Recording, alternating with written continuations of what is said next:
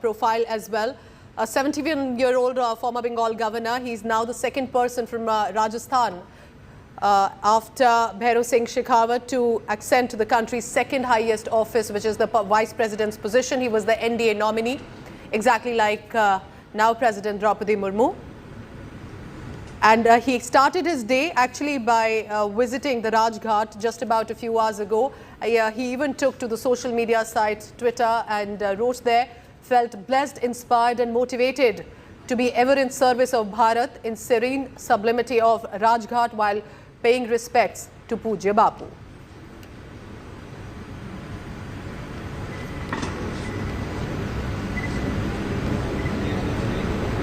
So in just the next few minutes, we'll have that official ceremony to begin.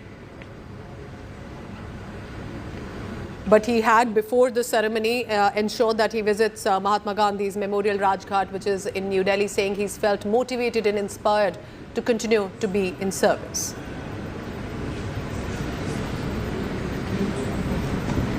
So Jagdeep Dhankhar had defeated Margaret Alva, who was the joint opposition's candidate, which in itself, even for the opposition, had become a massive showdown with the Mamata Banerjee expressing objections. But all that is now in the past.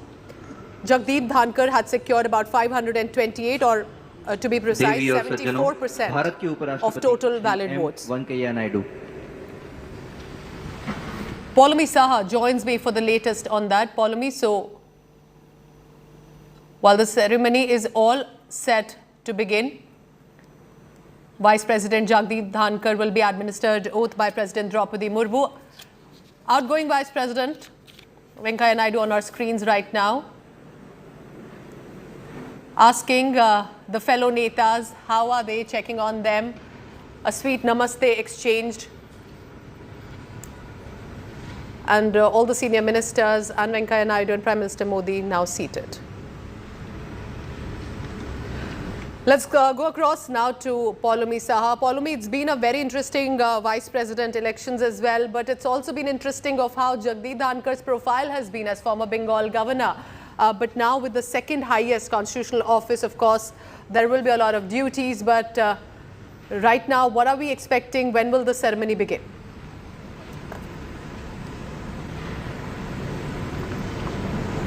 Will in fact be sworn in as the 14th vice president of the country. Remember, just a few days ago, he won a landslide victory in the vice president elections when he defeated the opposition's candidate in the vice president elections, Margaret Alva.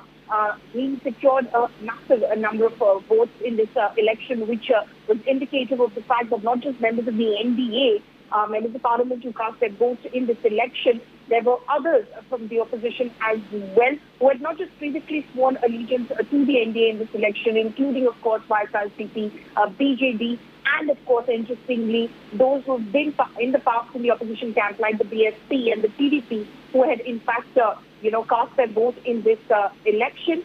For the NDA's candidate, which is Mr. Jagdeep Dhankhar, there were others as well, it seemed, who had possibly cross-voted in Mr. Dhankhar's favor. Some of them very, of course, evidently so, which included from the Trinamool Congress, Shishir Adhikari and Dibyendu Adhikari, father and brother of Shubhendu Adhikari. Now, they are members of the Trinamool Congress, and the Trinamool Congress have decided to abstain from these elections.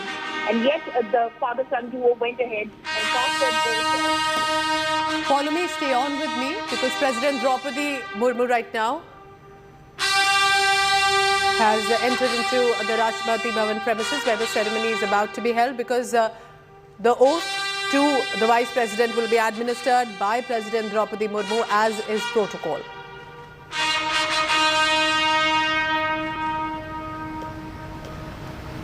Yes, Paulami, over to you now. So both NDA nominees having made it to the top constitutional offices right now of the country. The ceremony about to begin, and that's the national.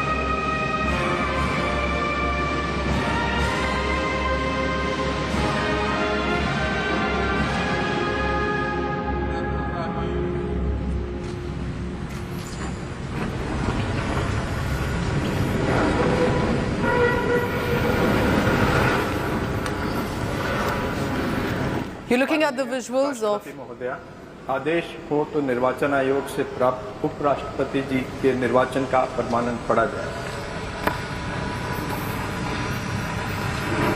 of the election of Jagdeep Dhankhar as the Vice President. That's being read. Bharat के संविधान के अनुच्छेद 324 द्वारा भारत और नियंत्रण भारत निर्वाचन आयोग में निहित है और यतः श्री एम वेंकैया नायडू की पदावधि का अवसान वर्ष 2022 के अगस्त मास के 10वें दिन तदनुसार शक संवत के वर्ष 1944 के श्रावण मास के 19वें दिन होने के लिए नियत है और यतः भारत के उपराष्ट्रपति के पद को भरने के लिए संविधान तथा राष्ट्रपतीय और उपराष्ट्रपतीय निर्वाचन अधिनियम 1952 के उपबंधों और तदधीन बनाए गए नियमों और आदेशों के अनुसार निर्वाचन करा लिया गया है तथा परिणाम घोषित कर दिया गया है।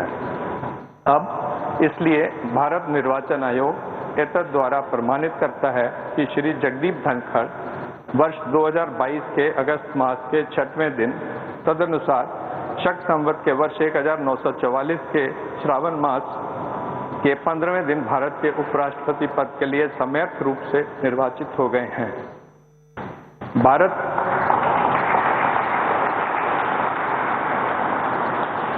भारत गणराज्य के 73वें वर्ष में हमारे हस्ताक्षर और भारत निर्वाचन आयोग की मुहर से वर्ष 2022 के अगस्त मास के इस 6वें दिन तदनुसार शक संवत के वर्ष 1944 के श्रावण मास के 15वें दिन प्रदत्त किया गया।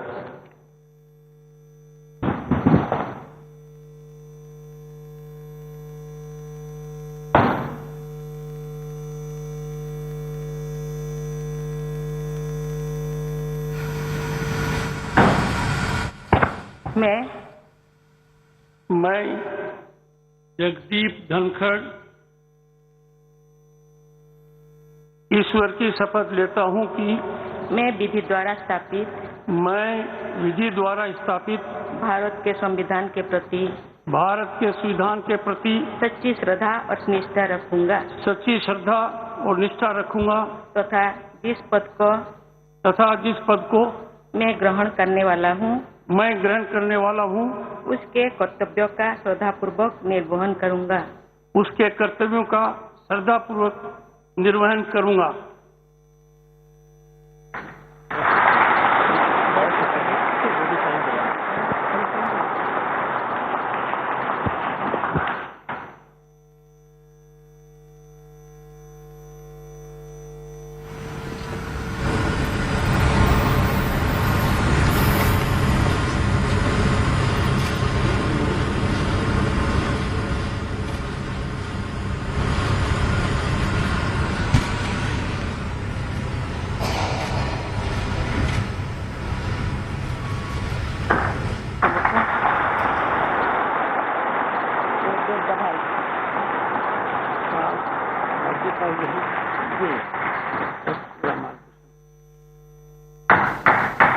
The visual of the President of the country, Draupadi Murmu, and Vice President of the country, Jagdeep Dhankhar.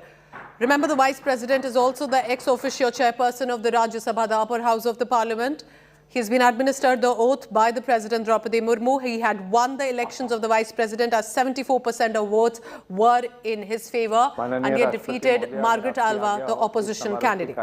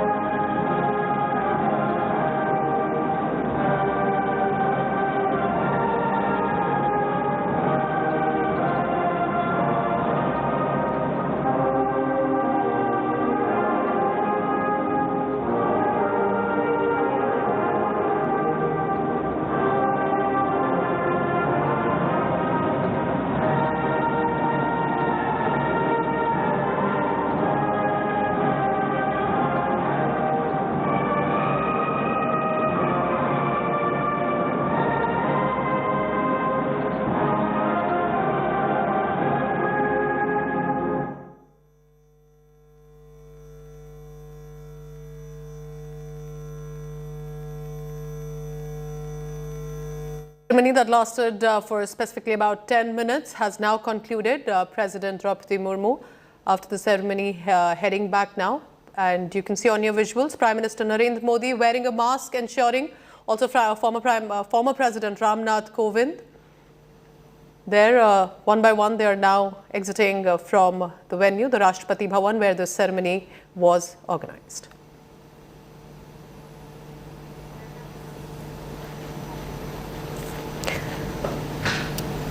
Jagdeep Dhankhar प्रधानमंत्री कार्यक्रम स्थल से बाहर आते हुए पूर्व राष्ट्रपति रामनाथ कोविंद और उनके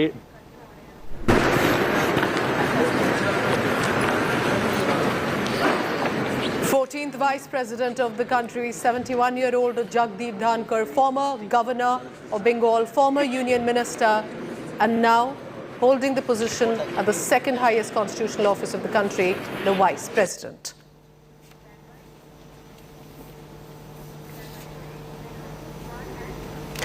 Time for a quick commercial break. When I return, amid the raging boycott trend, Amir Khan star Lal Singh Chadda and Akshay Kumar star Raksha Bandhan has hit the theatres. Could the boycott call result in loss of business?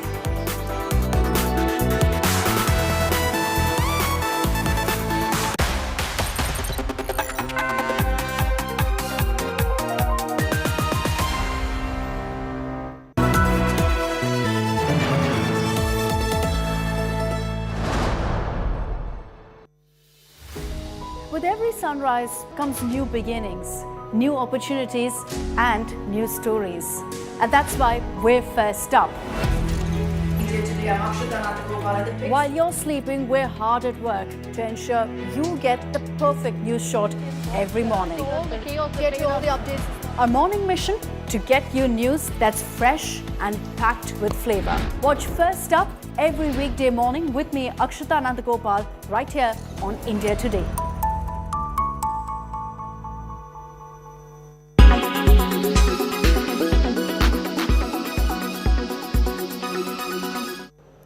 So Nitish Kumar wasted no time to put forth his 2024 ambition as well. What possibly could 2024 look like? Let's take a look. We've tried to visualize in terms of how the permutations and combinations are now going to be. What you're looking at on your screens now, is this the image, a precursor to 2024? It will be a fight for the throne. Now remember, Nitish Kumar, after sworn in for the 8th time, already said those who came to power in 2014, will they be victorious in 2024? Of course, a jibe at Prime Minister Narendra Modi. And that opposition, he said, will be united. But the point here is, look closely at the opposition. They all want to be united, but all are individually ambitious as well. We're looking at Congress party with 53 Lok Sabha MPs led by Sonia Gandhi. There's also Bengal Chief Minister Mamata Banerjee, who returned to form a government in 2021. No, she's powerful. Arvind Kejriwal has Delhi with him, which is he has retained, going Punjab and going national via Gujarat and Goa as he aims to be. But there's also from the southern state, Telangana Chief Minister K. Chandrasekhar Rao. He also wants and aims to become the face of a united opposition. The question is, they may all be together, but who will become the opposition face if that's how it stays? But this is what precisely 2024 is likely to look like.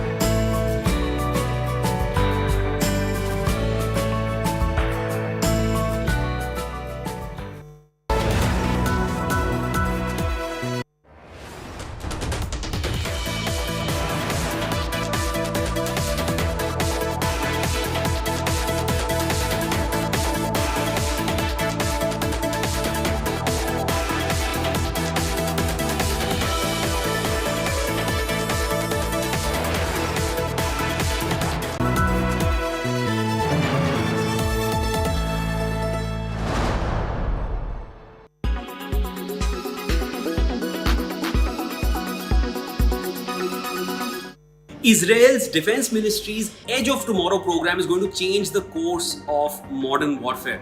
because all that you see right now, this is going to exist in real life.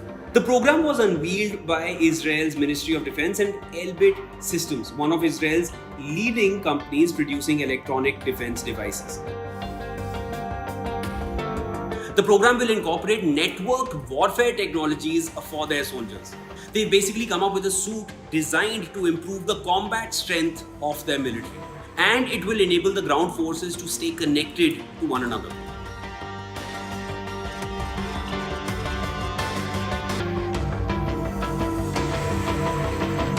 It's pegged that the program will make Israeli soldiers more lethal, enhance their stamina and awareness, and improve their chances of survival in any situation. The suit will have a set of wearable technologies with many connected subsystems. These will be specialized suits for every kind of soldier on a team. The soldiers will have display goggles with a night vision system and a sleeve that transmits information. If that were not futuristic enough, the suit would have computerized rifles and fire detection capability. The suit is going to turn these soldiers into super soldiers, the kinds that we've already seen in a lot of these superhero movies from recent times. The program is not yet launched and is still under research development.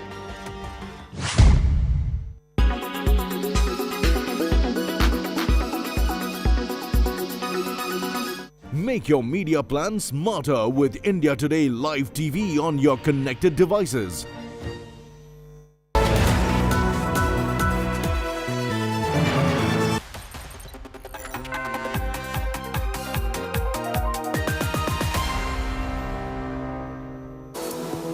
Let's take a look now at all the top developments on the big news that's coming in at this hour.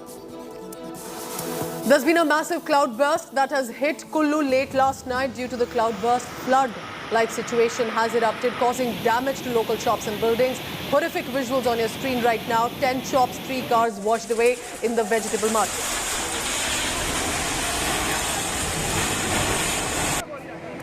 A massive flood fury has also swarmed many states in the mid of August. Large parts of Maharashtra, Madhya Pradesh are facing surging waters after incessant rainfall. Thousands rendered homeless. Assets worth crores of rupees have been damaged. Rescue and relief operation is in top swing. After getting crowned in Bihar for the 8th time, Chief Minister Nitish Kumar is on Mission Delhi. High-profile Thanksgiving meetings are scheduled with Sonia and Rahul Gandhi. Big focus will be 2024 elections, and there's already been a blistering attack on Prime Minister Narendra Modi. Popular comedian Raju Srivastava, who suffered a heart attack yesterday while working out at a gymnasium, remains critical right now. He is on ventilator after he was operated upon in Delhi's All India Institute of Medical Sciences. Raju Srivastava has made his mark with stand-up comedy apart from a string of movie stints. Raids on estate developer in Maharashtra's Jalna has led to the recovery of one of the biggest cash haul in the country. Officials have seized illegal and Benami property worth 390 crore rupees, including 52 crore rupees in cash, 32 kilograms of gold. And interestingly, tax officials came posing as members of a wedding party to raid the premises.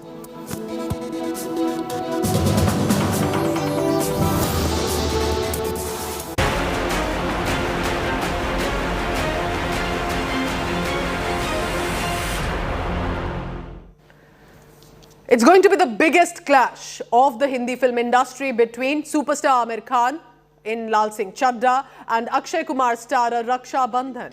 Amir Khan starrer Lal Singh Chadda and Akshay Kumar's Raksha Bandhan have made their box office debut amid a boycott trend around them.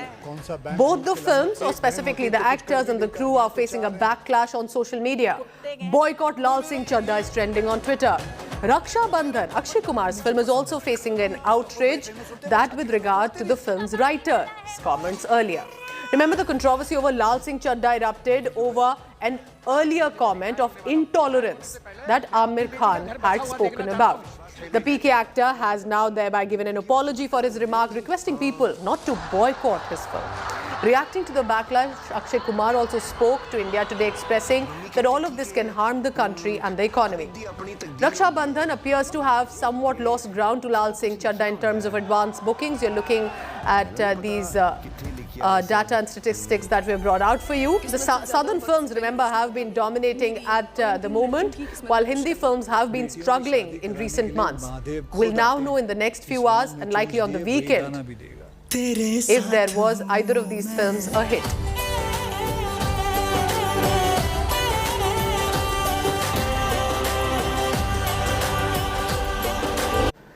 Amir Khan starrer Lal Singh Chadda and Akshay Kumar starrer Raksha Bandhan have released. These are two big star releases, but amid a trend of boycott call against them or their films.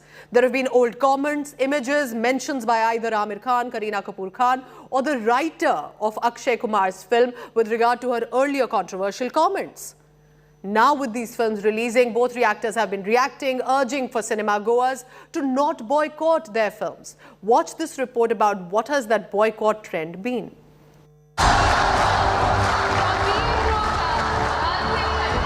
This is probably the first time after the onset of the pandemic that two of India's biggest Bollywood superstars, Amir Khan and Akshay Kumar, are coming on screen with their respective films on the same day.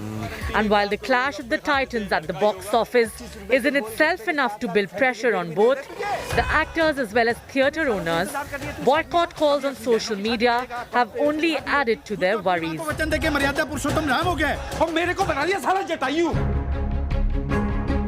Lal Singh Chadda and Raksha Bandhan, starring Amir Khan and Akshay Kumar, have been trending on social media amidst demands by a section of users to boycott the films, the actors and even Bollywood itself. In fact, to an extent that now the superstars have come out and addressed the matter. Amir Khan, who was in Delhi on 9th August to celebrate 25 years of PVR, spoke at length about all the hate him and his film have been receiving. अगर मैंने किसी का दिल दुखाया है किसी चीज से तो मुझे उस बात का दुख है और मैं किसी का दिल नहीं दुखाना चाहता हूँ और आई थिंक बाकी अगर लोगों को जिनको फिल्म नहीं देखनी है तो मैं उस बात की इज्जत करूँगा क्या कर सकते हैं जैसे ही मेरी बहनों की शादी हो जाएगी मैं ले आऊंगा Akshay Kumar, on the other hand, in an exclusive interview with India Today, folded his hands and requested trolls to not ban or boycott films, as he said it only affects the economy of the country. यहाँ हमारे यहाँ तो सब चीज़ों को boycott कर दो, इसको बैन कर दो, किसी का चैनल बैन कर दो, किसी को ये बैन कर दो, क्या है? ये एक फैशन सा बन गया है। एंड देखिए, मैं हाथ जोड़ के उन लोगों से विनती करना चाहता हूँ, भाई बैन करके किसका नुकसान हो रहा है? देश का ही नुकसान हो रहा है, हमारे देश का नुकसान हो रहा है। चाहे वो फिल्म बैन कर दो, चाहे वो चैनल बैन कर दो, चाहे वो इंडस्ट्री बैन कर दो, चाहे इसको, मैं कहूँगा इससे कुछ फ़ायदा नहीं है। Even Kareena Kapoor Khan, who stars in Lal Singh Chadda, reacted to this controversy in an exclusive conversation with India Today. I mean, everyone has an opinion. So now if that is going to be there, then you have to learn to ignore certain things. Otherwise, then it will just become impossible to live your life. That's why I don't take any of this seriously. I just post whatever I want to post. Even Bhumi Pednekar, who will be seen on screen with Akshay Kumar in Raksha Bandhan, was of the opinion that social media is a democratic space and one should focus on non-cancel culture.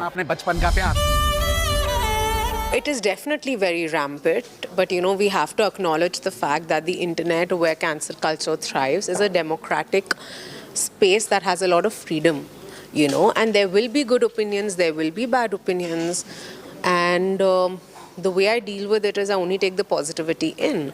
But I do feel like at times I don't understand, things that people can't accept. Like I find it a little bizarre, and but I'm just hoping that this is a phase. This is a phase. But why don't we also look at the non-cancel culture that exists? There's so much love that we also get on the internet.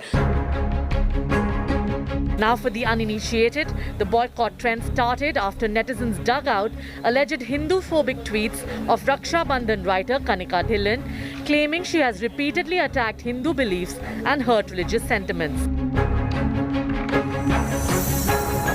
Amir Khan, on the other hand, is facing the brunt of his 2015 controversial, intolerant comment where he said he was alarmed by the number of incidents in India and that his former wife Kiran Rao suggested that they should probably leave the country. With inputs from Tushar Joshi, Dipali Patel for India Today. The fashion world is usually looked at as glitzy and glamorous. It sure is that. But also, our fashion designers today are focusing a lot on arts, crafts and textiles. This, remember, also encouraging the ground root artisans and artists. From struggling to make ends meet, trying to earn 250 rupees to now becoming the first women, or at least one of the first women from India, to showcase at the Paris Haute Couture Week. Here is an inspirational story of Vaishali Shadungle.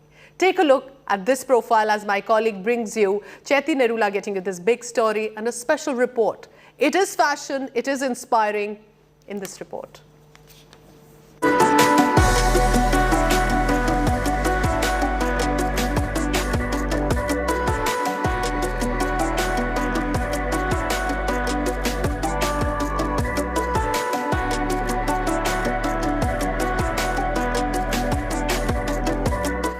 Vaishali Shadungle. From struggling to make 250 rupees to become the first female Indian designer to showcase at the Milan Fashion Week and Paris Haute Couture Week, her journey is one that inspires.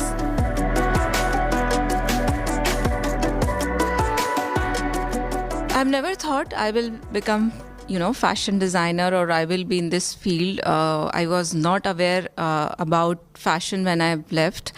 But during, I was doing odd jobs and somehow I was suggesting people how to dress up and styling, and then got to know like some kind of techniques in one institute for 3 days, and I've realized, oh, this is wonderful and I want to do this. And then I've started exploring more and more, and after a few years I've opened my small boutique in Bombay. Hailing from Vidisha in Madhya Pradesh, she struggled to get to where she is today.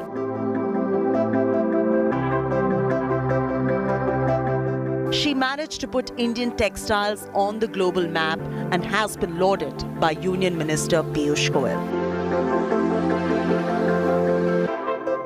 First, when I landed in Bhopal, I was searching for my stay and I got one woman's hostel, and of course the fees was some 750 rupees, something like that, and my first job was like 500 rupees. So those 250 rupees, it was a big challenge how to get that. Sustainability in fashion is the need of the hour. A focus on reuse of fabrics and techniques that lead to zero waste of fabric is her forte. All kind of possibilities are there to create couture because we have luxury to make our own fabric, We have luxury to choose your own thread and decide how fabric should fall. I use cording technique to give shape to these beautiful weaves. And cording technique is also very conscious decision. When I was making cords, I've realized this is zero waste. After her showcase in Milan and Paris, Vaishali revealed how she would want to showcase at the India Couture Week. India is my home, and definitely I want to be part of India Couture Week soon. A keen passion for arts and crafts before design, her work interestingly focuses on using fluid fabrics, making sculptural shapes using cording techniques. In New Delhi, Chaiti Nerula for India Today. Today is also a beautiful festival of Raksha Bandhan. So I want to leave you with these images of Prime Minister Narendra Modi celebrating the Raksha Bandhan festival.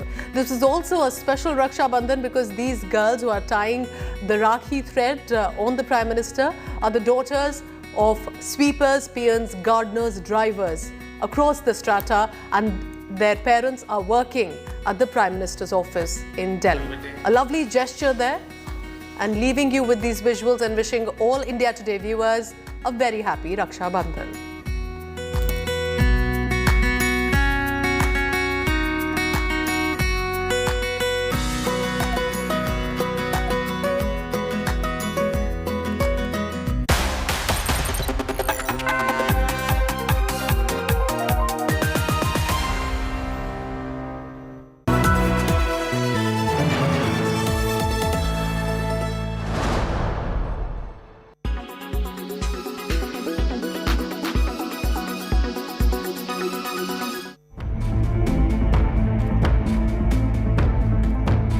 Is China more equipped than the US in the race of nuclear weapons? Unlike the previous battles in history, China this time will not stop its military campaigns against the US, which is backing Taiwan. In fact, the US had predicted that China would attack Taiwan. Pentagon released a report in November 2021 saying that China could have 700 deliverable nuclear warheads by 2027 and could top 1,000 by 2030. On the contrary, the US has 3,750 nuclear warheads and has no plans to increase this. In 2003, the US had a total of 10,000 nuclear warheads. As it is clear that China is using its military drills on Taiwan, the US predicted last year that China is expanding the number of its land, sea, and air military and nuclear platforms. Today, it is using its power against Taiwan through land, water, and air. China is building a nuclear triad like US and Russia. Satellite photographs of new nuclear missile silos in western China are also out. The Chinese Foreign Ministry spokesman Wang Wenbing said, and I quote, "The report released by the US Department of Defense, like previous similar reports, ignores facts and is full of prejudice." He added that Washington was using the report to hype up talk of the China nuclear threat and describe the United States as the world's largest source of nuclear threat. This leaves us with a question. If the US is concerned about its deterrence power, then why is it helping Taiwan against China?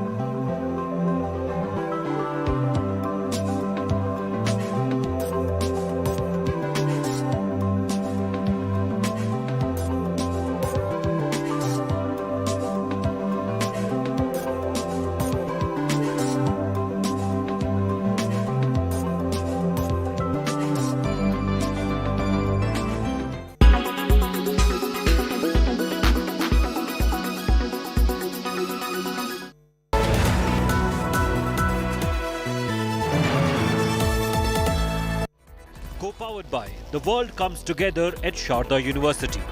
In association with Brokerage Kyun Dena, nobroker.com hai na.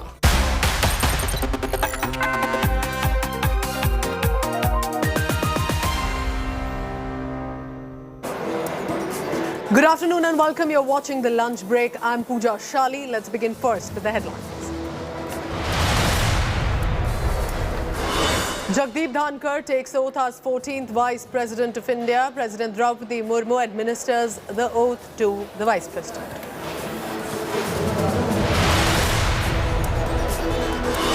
CBI arrests TMC stalwart Anubrat Mondal in cattle smuggling case from Bengal. Another Mamata Banerjee close aide has been now taken into arrest after former Minister Partha Chatterjee arrested by the Enforcement Directorate.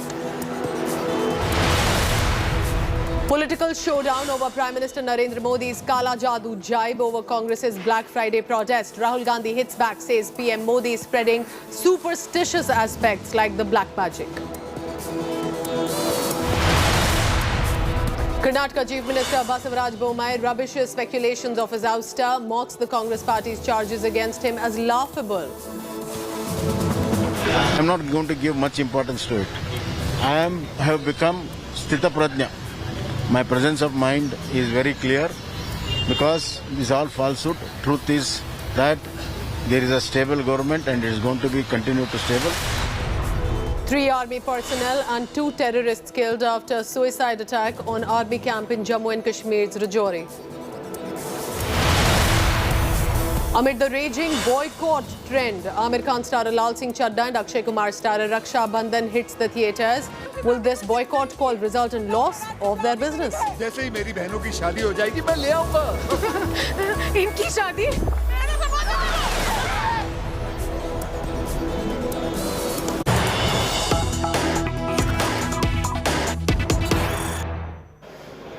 Update coming in with regard to that goon neta Shrikant Tyagi in Noida. His bail plea has now been rejected. The bail plea has been rejected for outraging the modesty of women. So he's not getting any relief anytime soon. The bail for Shrikant Tyagi, who had got into that scuffle and was abusing the woman at a housing society in Noida, his bail has now been rejected.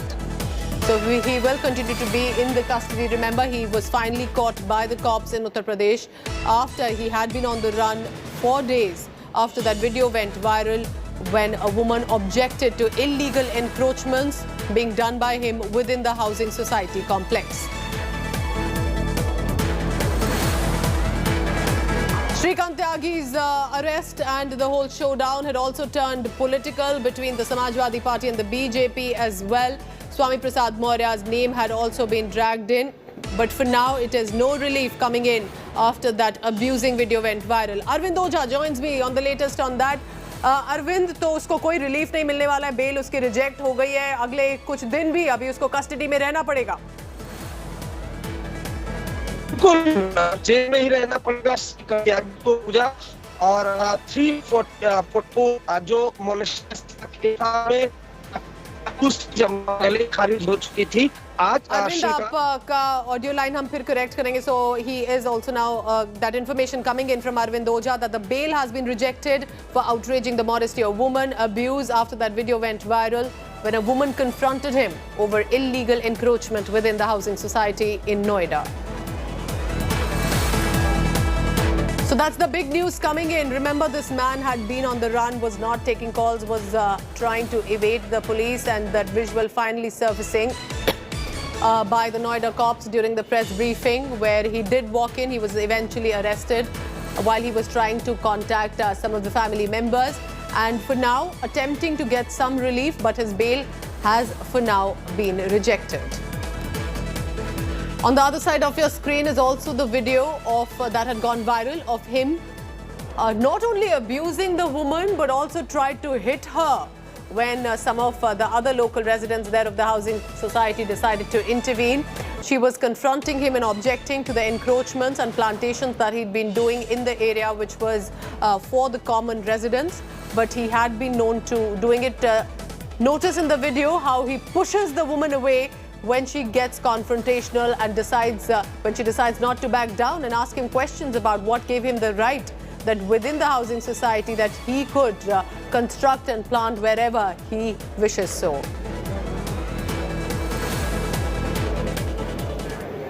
So Shrikant Tyagi, remember, had become the individual whose arrest also led to a mega twist with regard to the political war.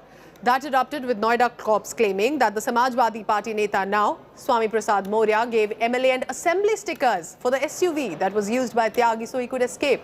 But Maurya hit back at the Bharatiya Janata Party, claiming he's not met Tyagi in the past 4 years. Here's what happened. He abused and shoved a woman, ran a reign of encroachment and fear in his Noida society.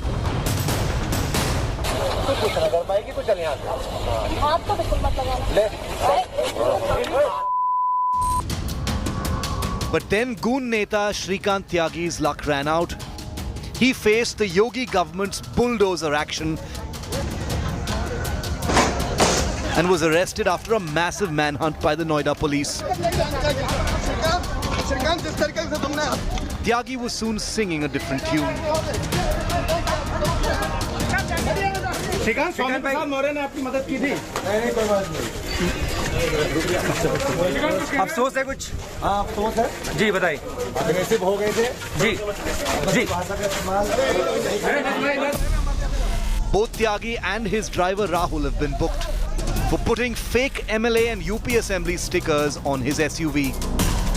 Shrikant Tyagi has been using this SUV to threaten residents of his society. The same car with a BJP flag was also used by Tyagi to make a getaway. अच्छी बात की, जो ऐसा करे उसको जाना ही चाहिए, society में रहना ही नहीं चाहिए, क्योंकि बहुत गलत किया है। During interrogation, Shrikant Tyagi revealed that he got the MLA and assembly stickers from Samajwadi Party leader Swami Prasad Maurya. Maurya has denied the charges, calling it the BJP's vendetta politics.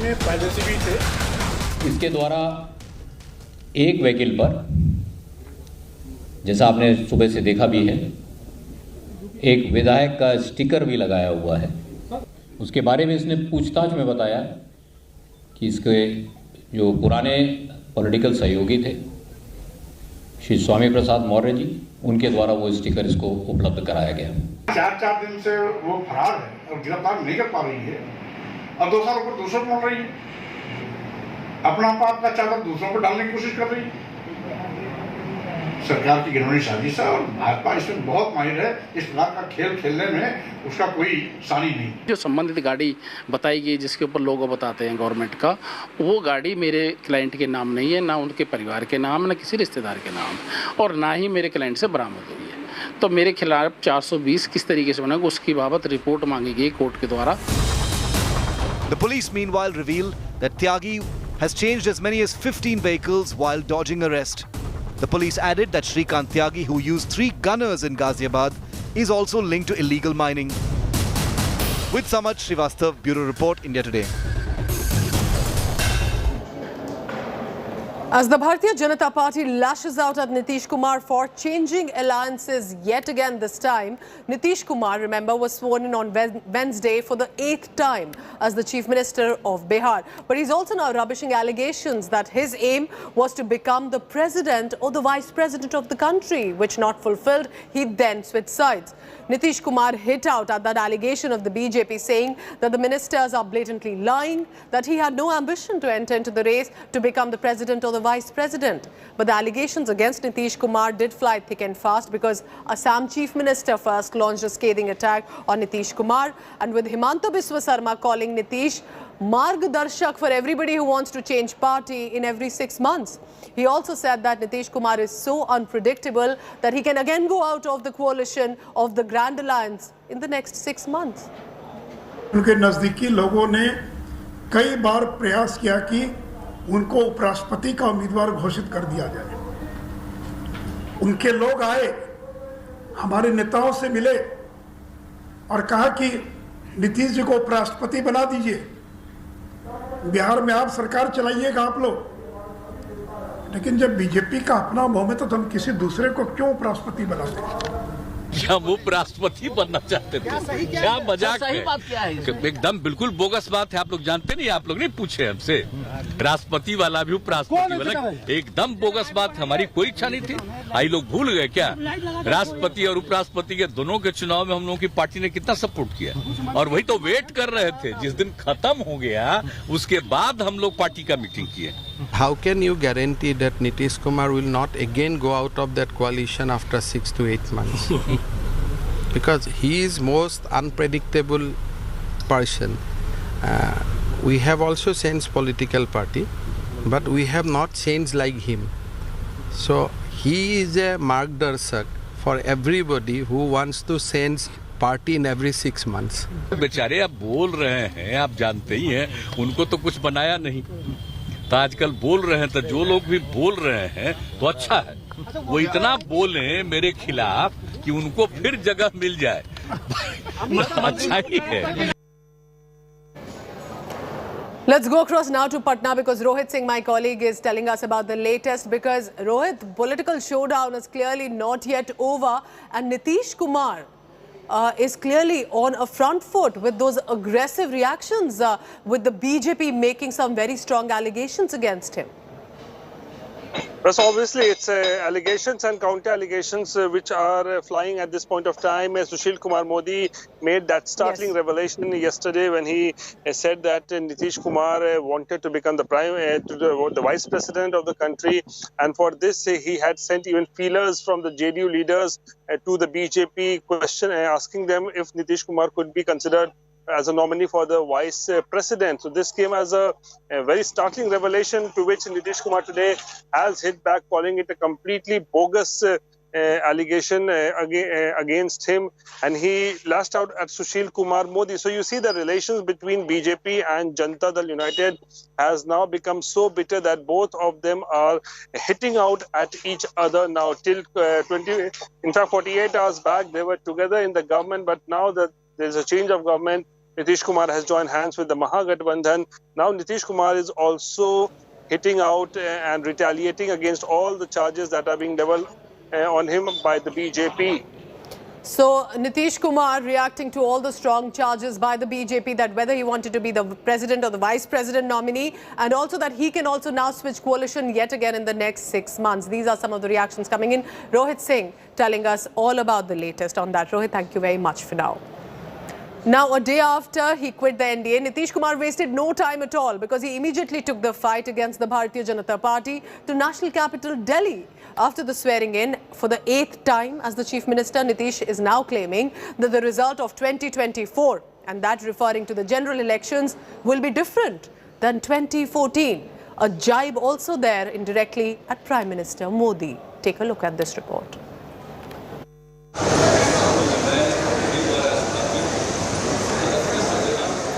Nitish Kumar takes oath as the Chief Minister of Bihar for an 8th time, followed by RJD leader Tejasvi Yadav as the Deputy Chief Minister. The Bihar power shift settled. The Chief Minister broke his silence on the big question on everybody's mind. Is Nitish Kumar ready to take the fight to Delhi? हम किसी चीज के उम्मीदवार का हम कोई दावेदारी नहीं, लेकिन इतना तो जरूर कर दीजिए ना कि 14 में जो आए 24 तक के आगे रह पाएंगे कि नहीं रह पाएंगे, वो अपना सब। Without naming the Prime Minister, Nitish also compared the NDA in Vajpayee's days with the new avatar.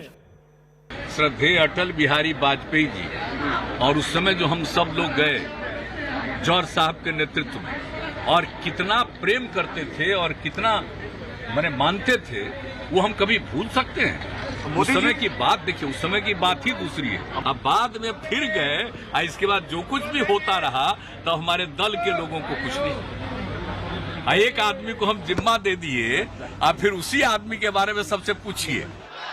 The BJP, stunned by Nitish Kumar's coup, staged protests in Patna against the change of guard. हम तो इनको सम्मान देके मुख्यमंत्री बनाया, ये मुख्यमंत्री अपने बल पे नहीं बना। अगर नीतीश बाबू आज तक अकेले चुनाव कभी नहीं लड़ा, कभी नहीं लड़ा। पहली बात कि ये नरेंद्र मोदी का अपमान है, ये बिहार के अति पिछड़ों का अपमान है, और बिहार का अति पिछड़ा अगले चुनाव के अंदर एक एक वोट नरेंद्र मोदी की झोली में देकर इसका बदला लेने का काम करेगा। All said, the race for 2024 is quite a distance away. Nitish's first focus would still be Bihar. On Wednesday, as the new government took oath, leaders of the two parties sent all the right signals. From Tejasvi touching the Chief Minister's feet for blessing, to Rabri Devi's blessings to the new power duo. फिर महागठबंधन की सरकार द्वारा अच्छा है, बनी है तो बहुत देश के लिए, बिहार के लिए अच्छा है। पहली बार जो बनी हो उस गलती को सुधार सब माफ है, सब माफ है। The Yadav Parivar was evidently delighted.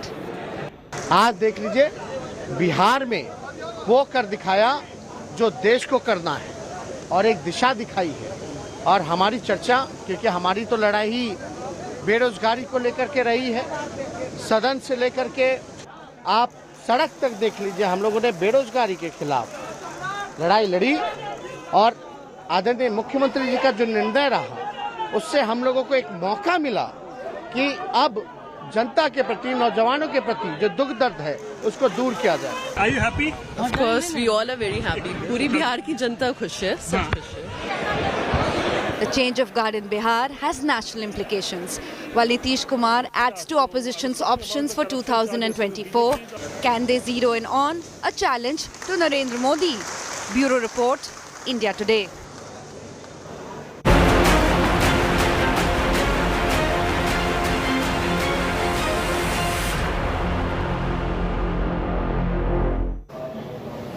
And the big news came today morning from the state of Bengal. It's another big setback to the Trinamool Congress because senior TMC Neta Anubrat Mondal has been taken into arrest in the cattle smuggling allegations case by the Central Bureau of Investigation.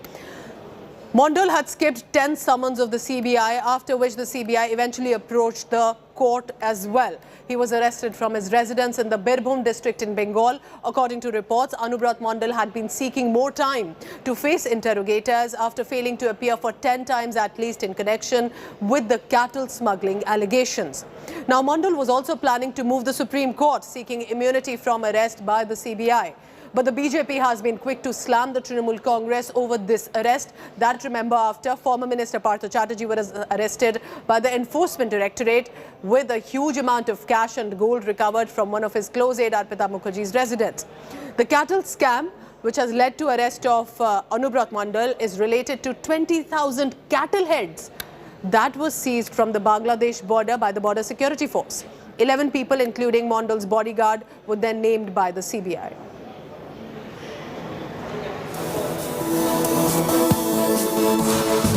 Chief Minister of Bengal. She is also the Home Minister of Bengal. All the criminal syndicates that operate in the state do so under her watch. She knows exactly what happens in her state. When the Rampur Haat massacre happened and the West Bengal government SIT was to arrest Anubrato Mondal, Mamata Banerjee drives into Birbhum, puts Anubrato Mondal in her car, the picture that is on your television screens also, and drives him around, giving the West Bengal police a signal that he is her man and should not be touched. Clearly, she knows everything that happens in the state. She presides over the criminal syndicates that extort money, that are involved in illegal activities in the state. Anubrata Mondal যে একজন mafia এবং মমতা বন্দ্যোপাধ্যায়ের প্রশ্রয়ে আশ্রয়ে একটা মুদির দোকান থেকে যে হাটে মাগুর মাছ বিক্রি করত সে আজকে 1000 কোটি টাকার মালিক তো মমতা ব্যানার্জির সৃষ্টি जिन्होंने बीरभूम डिस्ट्रिक्ट से सारे गाय को तस्करी का काम में पूरा मदद दिया, गाय तस्करी का काम में शामिल था, ऐसा नेता को गिरफ्तार होना चाहिए और ये गिरफ्तार बंगाल का जनता का मांग है, इनका साझा होना चाहिए, यही बंगाल का जनता चाहते हैं। Let's go across now to Kolkata. My colleague Suryagni Roy is reporting the latest on that. Suryagni, what unfolded today morning that eventually led to the arrest of this TMC Neta, who's not a minister, who's not an MLA, and yet is a strong enough individual as a political person close to Mamata Banerjee in Bengal? Well, Pooja, Well, Pooja, this, after being summoned for almost 10 times, not almost 10 times it was, Anubrata Mondal didn't, turn up in front of the CBI officers. Every time, he mentioned that he is unwell, he's got some medical ailments, he was either hospitalized, but the last time on Monday he was summoned for the 10th time. He went to the hospital, to the SSKM hospital. The doctors said that there was no requirement for him to be hospitalized. He can be on normal medicines, and that clearly indicated that that he was medically able to visit the interrogation. However, he claimed that he is unwell. The lawyers sent another email to the CBI asking for more time. 2 weeks was the time that was seeked. That is what sources have told us. However, after skipping it for the 10th time, we saw what happened today morning. The CBI rushed to Bolpur, where he is, and he was picked up from there. He's taken to Durgapur's camp office, CBI camp office. Interrogation is happening right now, and in a short while from now a medical will be done and he will be produced in the Asansol court, where the CBI in all probability will ask for custody. Pooja. Keep tracking all the latest. Suryagni will be telling us about what happens now when he'll be produced in the court after a medical checkup. Remember, because he had said he's not been medically fit, that's why he's not been able to respond to the CBI summons. What is this cattle smuggling case? I decoded for you that has led to the arrest of Anubrat Mondal. Between 2015 to 2017, 2 years, 20,000 cattle heads was seized at the Bangladesh border. The border security force made these recoveries from smugglers, in which 11 accused were eventually named. And one of the accused named was Anubrat Mondal's bodyguard Saigal Hussain, who was mentioned as a key accused. Now to the Central Bureau of Investigation, Mondal's bodyguard has been linked to this smuggling of the cattle and the recovery of the heads. The CBI is claiming that the bodyguard moved the cash that was coming from the smugglers toward Anubrat Mondal in Birbhum. The properties worth crores of rupees have been recovered, or there's information coming about it, both from Anubrat Mondal and his close aide. And there is a suspicion, according to the investigative agencies, it's all connected to the cattle smuggling case.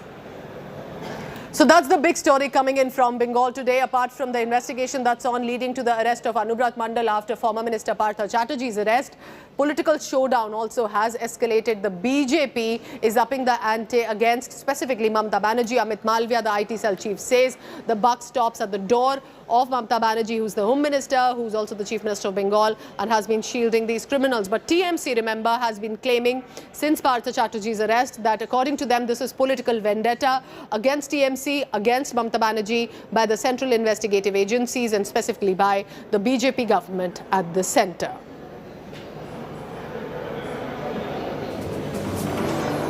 So what you're looking at, remember, is Arpita Mukherjee's, whose house was first raided. It was a job recruitment scam that got Partha Chatterjee caught. It is the cattle scam that is leading to the arrest of Anubrat Mondal, who's not an MLA, not a minister, unlike Partha Chatterjee, but yet he's a strong man and a close aide of Mamata Banerjee. Now remember that BJP has been stepping the ante, but Trinamool Congress has been silent all this while. But it looks like the TMC has come forth with this first reaction.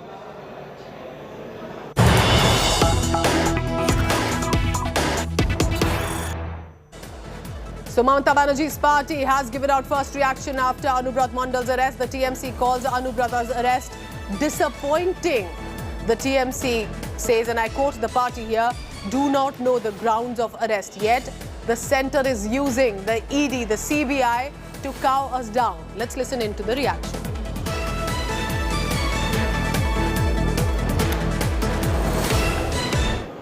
I'm somewhat disappointed, sad at Anubrata Mondal's arrest because he was a good organizer for the party. I do not know on what specific grounds CBI has arrested him, apart from the fact that he did not reply to CBI summons. I do not know what the material facts of the case are. I am sure Anubrata Mondal will fight out the matter legally. With the parliament election in December, so they have to topple down the government. ought to make a shift. So I don't think so. This is Bengal, and the Trinamool party workers, with all their total strength, support, honesty, they are with Mamata Banerjee, and they are being led by Abhishek Banerjee. So what was possible in Maharashtra, it may not be possible, it will not be possible in Bengal. So in 24 we will fight only the parliament election, and in 23 Panchayat election will be there, and I am confident 98% of the seats will go to TMC, because BJP don't have the infrastructure to give nominations. So these are the reactions coming in now from the TMC one by one. Suryagini Roy, and right now joining me live from Kolkata. So Suryagini, of course, expected reactions. One saying it's all looks like that the BJP government is using agencies against us, but also adding that apart from the CBI summons being skipped, what else is the ground that has led to the arrest? Well, Pooja, absolutely. As you rightly mentioned that, on the expected lines, these reactions came from Jagdeep Roy, Madan Mitra, pretty heavyweight leaders of the Trinamool Congress, and you heard them that, if you listen to what Jagdeep Roy said, that apart from, skipping the CBI summons, which he has, no one really knows why he's been arrested. Now he has been nabbed because he was not cooperating in the investigation that was happening, clearly because he didn't turn up in any of the summons that the CBI had had sent out to him, as we have been speaking on this since the morning. Now, secondly and primarily, rather most importantly, if we just look at both the reactions that have come across, it is again that the Trinamool Congress is slamming the central government, the BJP rather, for using the ED and the CBI to tackle political parties. This is not the first time that any TMC leader has taken this kind of a stand. We have, in time and again, we have seen how Mamata Banerjee has, slammed the BJP for allegedly using the ED, the CBI, these agencies to counter their opponents politically. And once again, we heard the same. However, amidst all of this, one development, Anubrato will be taken to ESI hospital in Durgapur in a short while from now. As we are speaking now, he will be taken, and a medical will be done, and after which he'll be, produced at court. And that is where, as per our ED sources, as per our CBI sources, the CBI will be asking for a custody. Suryagini, keep tracking all the latest coming in from the court, and if he manages to get further custody of the CBI. But the TMC has reacted saying this is disappointing, while the BJP is now directly gunning for Mamata Banerjee after 2 senior netas of the party have been arrested. I'm heading into a very short commercial break, but when I return, I take you to Karnataka. Chief Minister Basavaraj Bommai is rubbishing speculations that he could be ousted soon. He's in fact mocking the Congress party's charges against him as laughable. Let's take you to Karnataka for the latest coming in from there.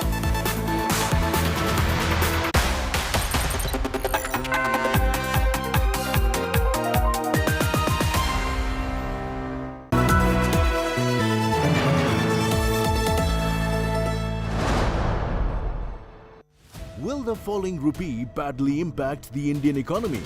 Should India ban trade in cryptocurrencies? To know the answers of several such other questions, read the latest edition of India Today's exclusive Mood of the Nation poll. Subscribe to the India Today magazine now.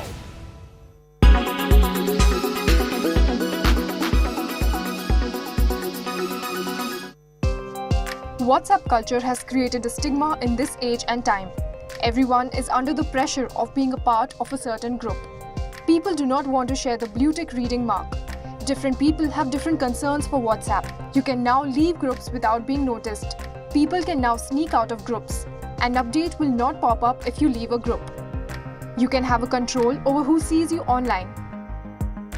WhatsApp will now give you an option to show whether you're online or not. It will not let anyone take screenshots of your chats. Taking a screenshot of a conversation can also be restricted. The company conducted a survey on WhatsApp privacy features. 72% of people can remain unfiltered, while 47% are not comfortable sharing their personal information. WhatsApp is soon going to kickstart awareness programs about these new features in the UK and India. Are you excited about these new features, or are you happy using the old ones?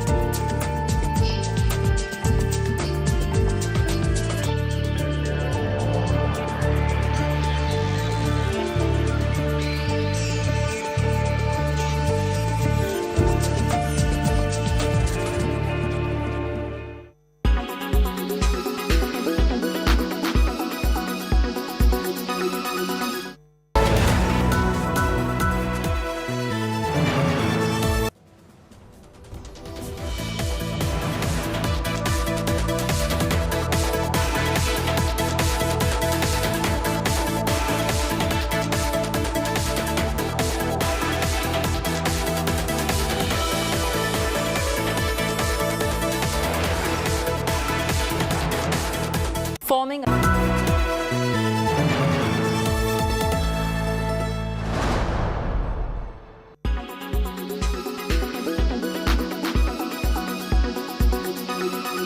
आप ऐसी फिल्मों के लिए भी काफ़ी जाने जाते हैं, आपके पीछे भी कई सारी ऐसी सोशली रेलेवेंट फिल्म्स आई हुई थी, but I want to understand from you the term cancel culture.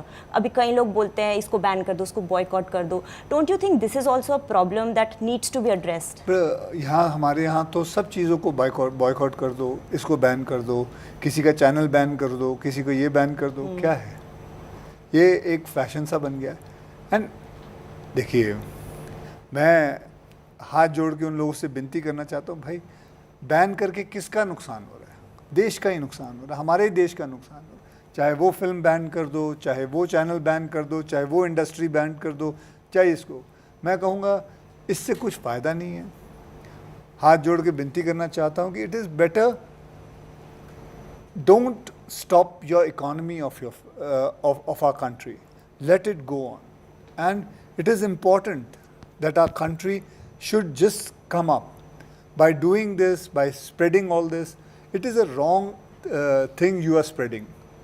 So I would just join my hands and say, don't do all these things. It is not a good sign. What is your mantra of dealing with such negativity? You know, if there is one negative trend in the industry that you want to cancel, what would it be? See, everybody has the right to write whatever they want to write. Yeah. They have all the freedom of speech, so they can write whatever they want. But again, it's just a request. Don't spread all these things. It's not a good thing.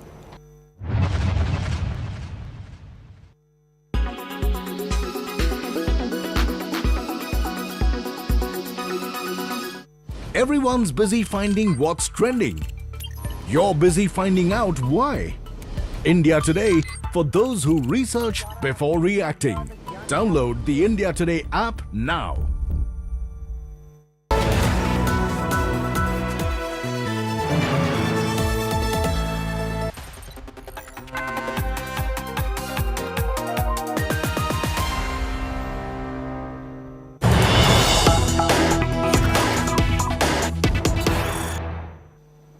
We have some shocking news coming in from Karnataka right now. Deadly communal clash has erupted in Karnataka's Koppal area.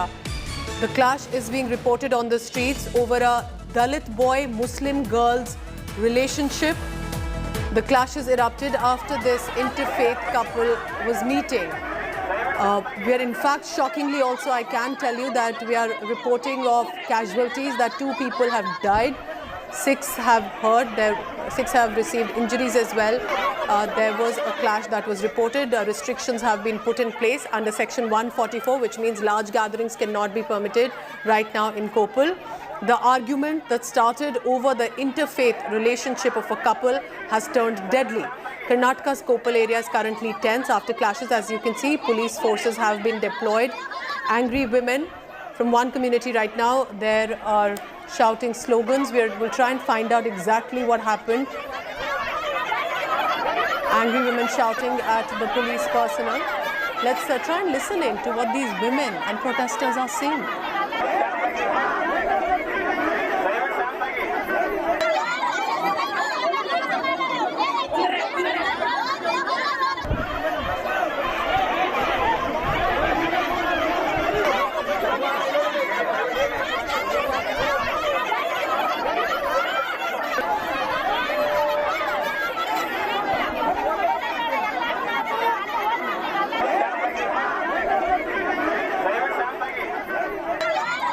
All right, so it looks like the women have squatted on the streets right now there in Koppal and are refusing to leave, while the police personnel have been deployed and are also asking and urging these protesters to return. We'll try and find out, but it looks like that an interfaith relationship had then led to a communal clash between two communities.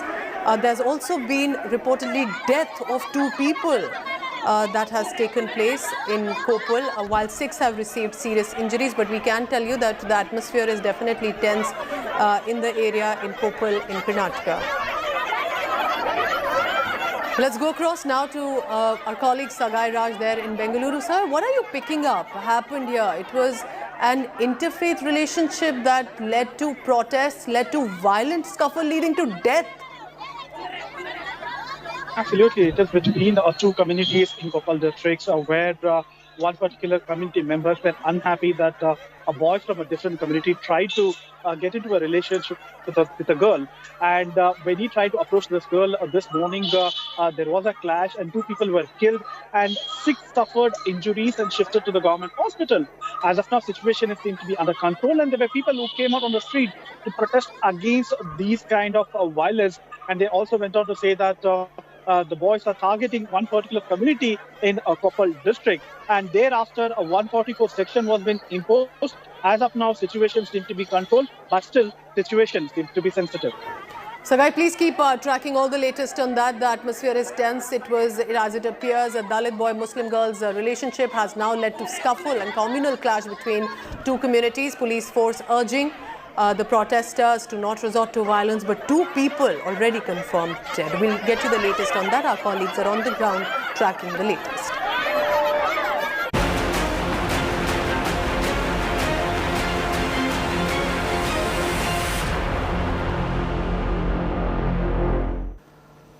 Now, amid speculations of a guard change, Karnataka Chief Minister Basavaraj Bommai has attacked the Congress party this time. Bommai is saying that the Congress party's allegations amuse him, and he's blaming the grand old party for spewing venom once again.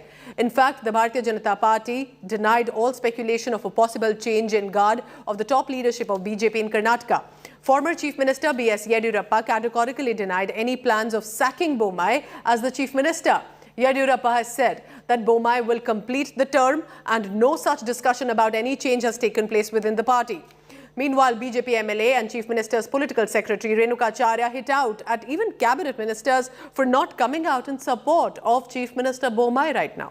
Claiming that the ministers should stand with Basavaraj Bommai openly, Renuka Acharya is claiming that the ministers should be ashamed of their silence at this point.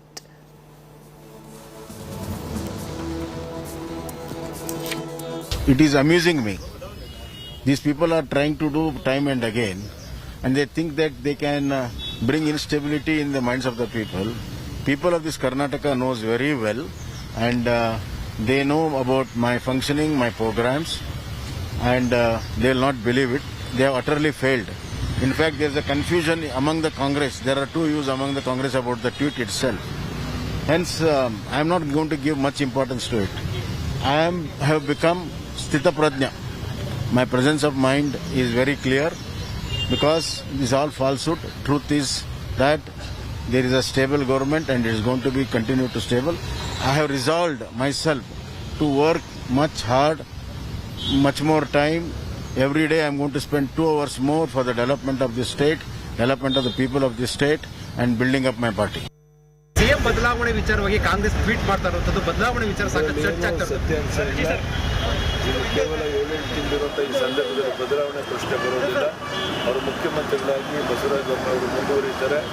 ಅನಗತ್ಯವಾಗಿ ಮಾಧ್ಯಮಗಳಲ್ಲಿ ಬರ್ತಾ ಇರುವಂಥದ್ದು, ಟಿವಿಗಳಲ್ಲಿ ಬರ್ತಾ ಇರೋದು ಸರಿಯಲ್ಲ. ಇದನ್ನು ಇವತ್ತೇ ಇದಕ್ಕೆ ನಿಲ್ಲಿಸಬೇಕು ಅಂತ ಎಲ್ಲರಲ್ಲೂ ವಿನಂತಿ ಮಾಡ್ತೇನೆ. ಯಾರೊಬ್ಬರು ಆ ಬಗ್ಗೆ ಚರ್ಚೆ ಮಾಡ್ತಾ ಇಲ್ಲ, ಅದರ ಅಗತ್ಯವೂ ಇಲ್ಲ.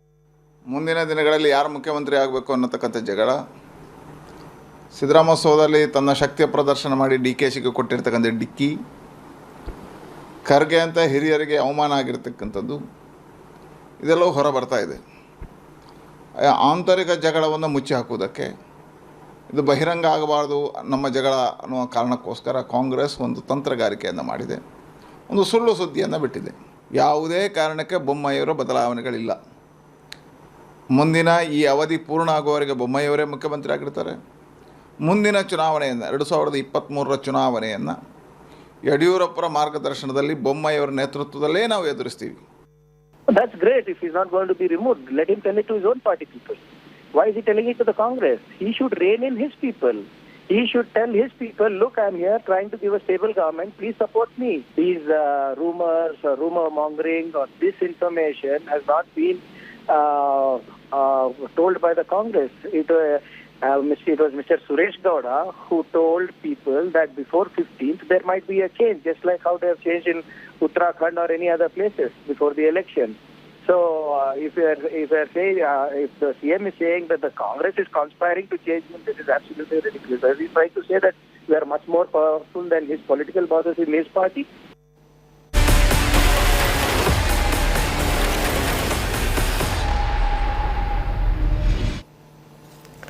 Almost a week after the Congress Party's Black Friday protest on 5th of August against price rise and the GST, Prime Minister Modi now targeted the Grand Old Party for wearing the black clothes during the protest. Congress has hit back at Prime Minister Modi's Kala Jadoo comment, and then they decided to upload an image of Prime Minister Modi in black attire. The parties targeted Prime Minister Modi on the issue of black money as well. Here's a report on how black magic, black protest and black clothes have become a political showdown.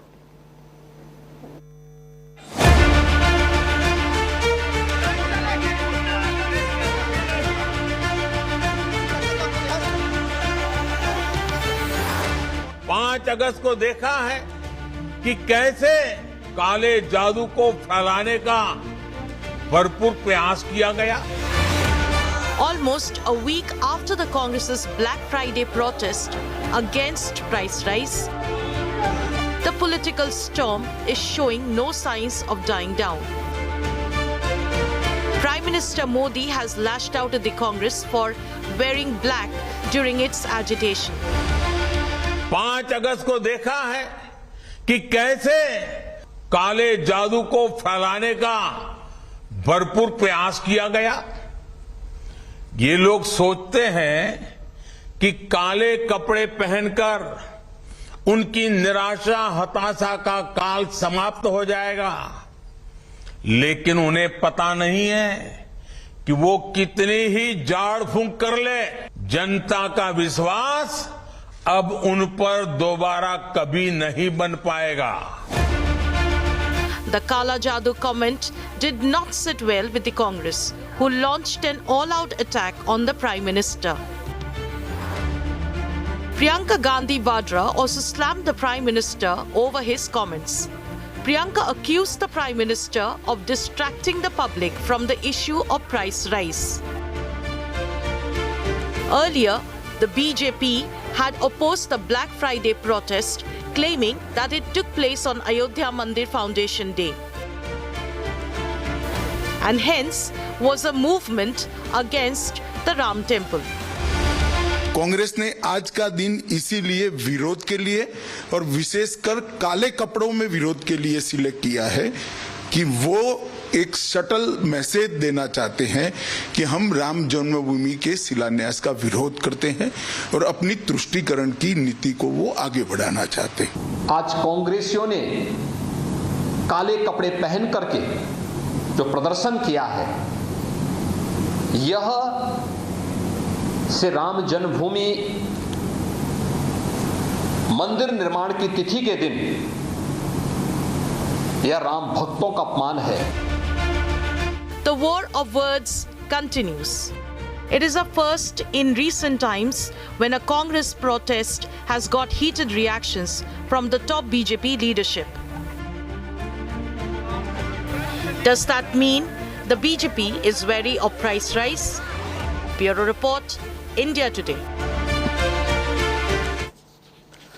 So the Congress party hit back at Prime Minister Modi over this Kala Jadoo jibe. Congress MP Rahul Gandhi targeted the Prime Minister Modi directly, accusing him of spreading superstition like the black magic.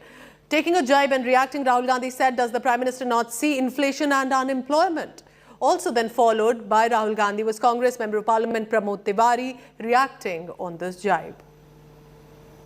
तो भारत के प्रधानमंत्री जी ने तिलमिला के कपड़ों पर काले जो पहने थे कांग्रेस जनों ने, कार्यकर्ता से लेकर हमारे सर्वोच्च नेतृत्व राहुल गांधी, प्रियंका गांधी तक, आज बयान दिया है।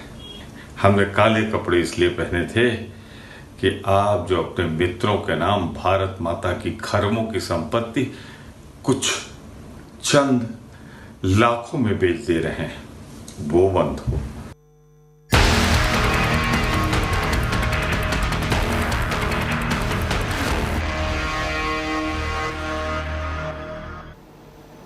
Supreme Court's observations on the freebies in elections have come out with some strong comments. The Apex Court has observed that promising and distribution of freebies by political parties during the election season is a serious issue because the economy is starting to lose money due to these freebies offered.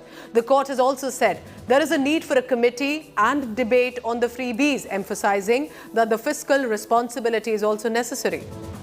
Now, these strong words coming in from the Supreme Court. The matter will be heard again on 17th August if required. But handing over freebies, remember, had sparked a massive political war. The Aam Aadmi Party had earlier approached the Supreme Court opposing the PIL that sought stringent action against political parties for offering the freebies. Aam Aadmi Party said electoral promises such as free water, free electricity are not freebies.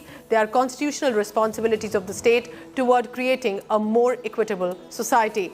But Prime Minister Narendra Modi, remember, had hit out at the opposition parties over their freebies politics, saying freebies will take away rights from our children and prevent the country from becoming self-reliant. So whether the freebies are really needed or is this a welfare scheme, all of that the court also asked today. अगर राजनीति में ही स्वार्थ होगा तो कोई भी आकर petrol diesel भी मुफ्त देने की घोषणा कर सकता है। ऐसे कदम हमारे बच्चों से उनका हक छीनेंगे, देश को आत्मनिर्भर बनने से रोकेंगे। ऐसी स्वार्थ भरी नीतियों से देश के ईमानदार टैक्स पेयर का बोझ भी बढ़ता ही जाएगा। टैक्स पेयर के साथ धोखा इससे नहीं होता कि हम उनके बच्चों को अच्छी और फ्री शिक्षा देते हैं। टैक्स पेयर के साथ धोखा इससे नहीं होता कि हम देश के लोगों का फ्री में अच्छा इलाज कराते हैं। टैक्स पेयर के साथ धोखा तब होता है जब अपने दोस्तों के कर्जे माफ करते हैं। It is time that our political parties in this country understand that you have to perform and not just give away things to people and then expect votes to happen. Most of the money spent by Modi government has been on creating infrastructure for the poor, from housing to toilets, drinking water, insurance, medical. Let's go across now to my colleague Aishwarya Paliwal on the same. Aishwarya, there is a political showdown. There's also a legal matter in this case. But do help us understand that, you know, when these freebies are given, the court has also raised the issue of fiscal responsibility, that you cannot have an economy suffer. Aam Aadmi Party says this is welfare. Prime Minister Modi says cannot take away the rights. We need to become self-reliant too as a country. Well, we are seeing definitely, there is a political aspect to it, but legally speaking, and speaking from the point of view of the Election Commission, the Commission believes that they formed the Model Code of Conduct, which is the MCC, after 2013. In 2013, there was a case which came out in Supreme Court regarding freebies. It was the Supreme Court then, Pooja, let me tell you, which said that this is a matter which the states have to look into, and the Supreme Court excused itself out of it.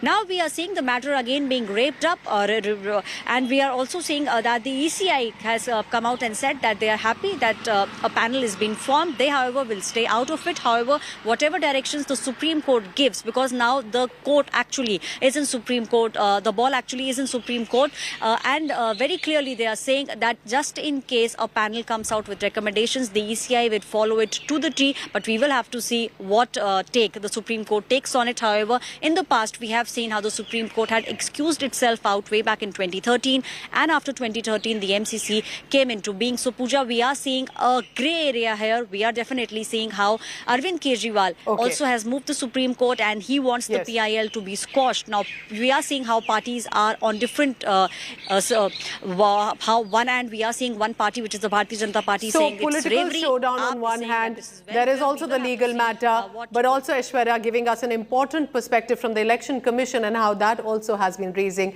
this issue. Thank you so much, Aishwarya Paliwal, and she'll be tracking all the latest, remember, because this is going to not end anytime soon. But I have to head into a short commercial break. When I return, I get you a special story. Trash bags, destroyed sneakers, heeled Crocs. Balenciaga is all set to come to India. Let's bring you that special story. What could it mean for the fashion world here after a short break?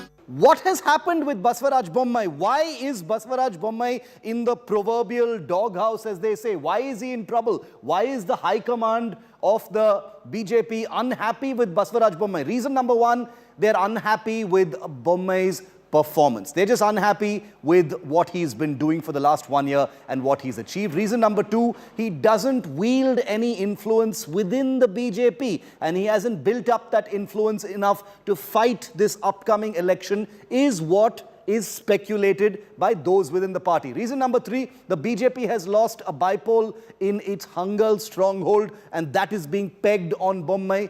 Reason number four, the handling of the BJP worker Praveen Netaru's murder in Dakshin Kannada is being seen as a failure by Bommai personally. Reason number five, he's not recognized as an influential Lingayat face like his predecessor B.S. Yediyurappa was.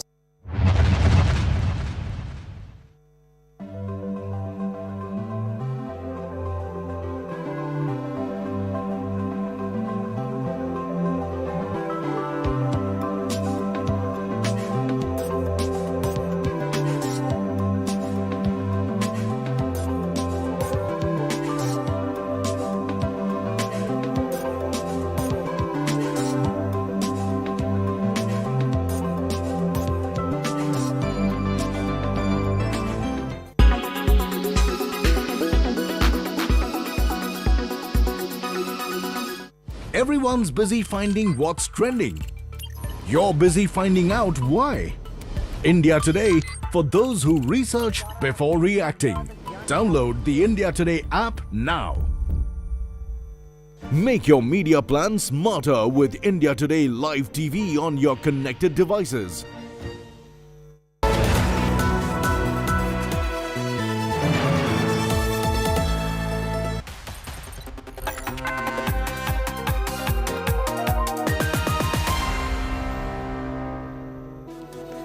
So if there was another word for mad, crazy, scandalous, over-the-top, out-of-box fashion, it is Balenciaga. Our next special report from the fashion world shows you why and how it is all set to foray into India. What could it mean for India? And because it is being touted as one of the hottest brands globally, Balenciaga will be foraying in India in 2023. Chaiti Narula gets you this special report. Take a look. Balenciaga. It is a brand that keeps everyone on their toes with outrageously expensive and eccentrically designed accessories too.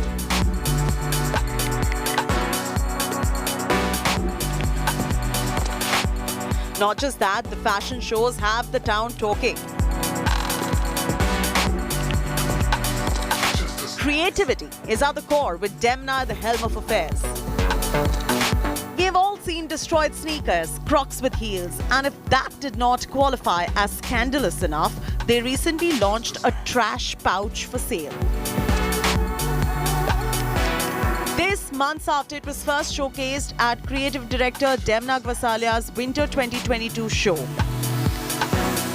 Inspired by a garbage bag, it retails for $1,790 or 1,400 pounds. You can now feel free to carry a trash pouch for your next black tie event, or not.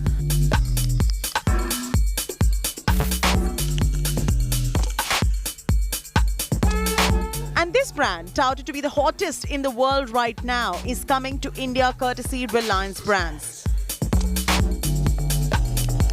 It ruled the List Index as the world's hottest brand in Q3 2021, Q4 2021 and Q1 2022.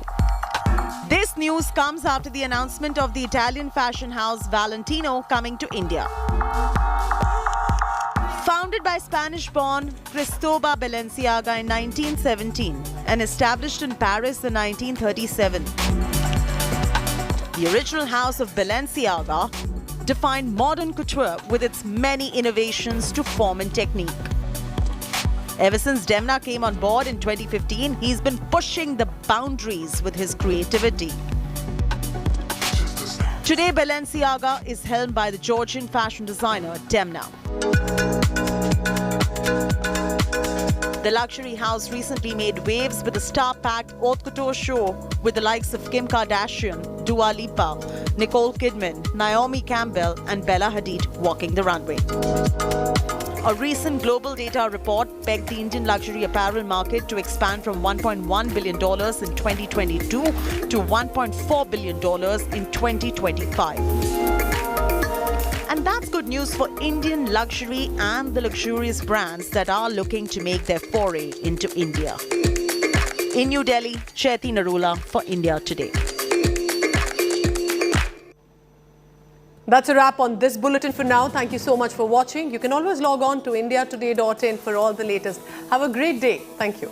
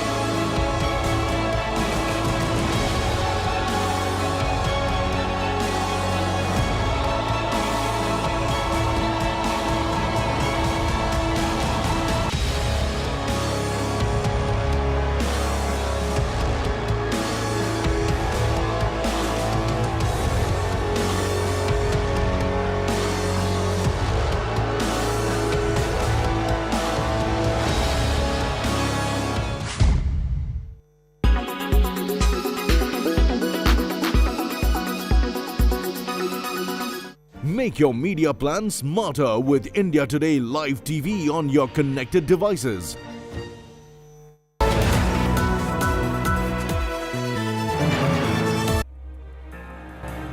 How do you see succession at Marico from here on?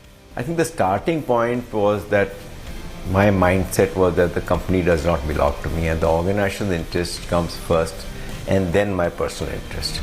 So though I was not ready to step down, I stepped down in the interest of the company.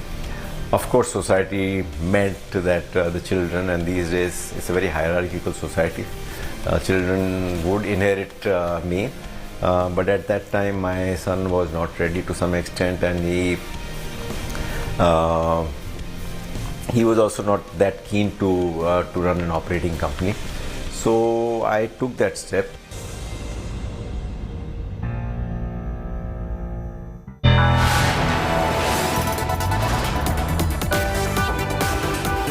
You are watching India Today.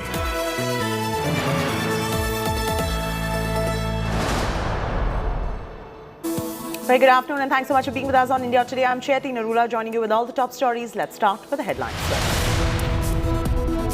CBI takes CM TMC stalwart Anubrata Mandal into custody in cattle smuggling case. Another Mamata Banerjee aide arrested after former Minister Partha. Jagdeep Dhankhar takes oath as 14th Vice President of India. President Draupadi Murmu administers oath.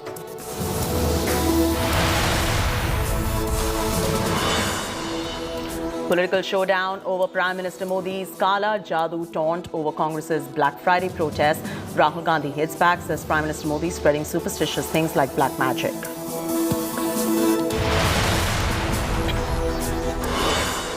Chief Minister Bommai rubbishes speculations of his ouster, mocks Congress's charges against him as laughable. I'm not going to give much importance to it. I have become Sthita Prajna.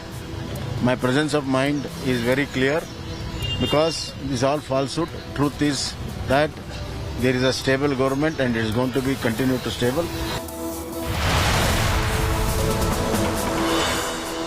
Three army personnel and 2 terrorists killed after suicide attack on army camp in Jammu and Kashmir's Rajouri.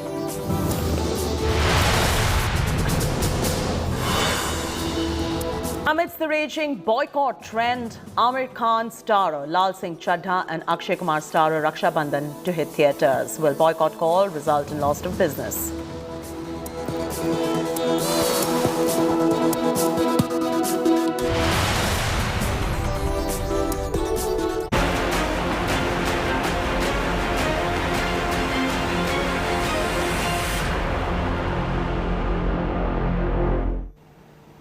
And another big blow to the TMC. Senior TMC leader Anubrata Mandal was arrested in cattle smuggling case by the CBI.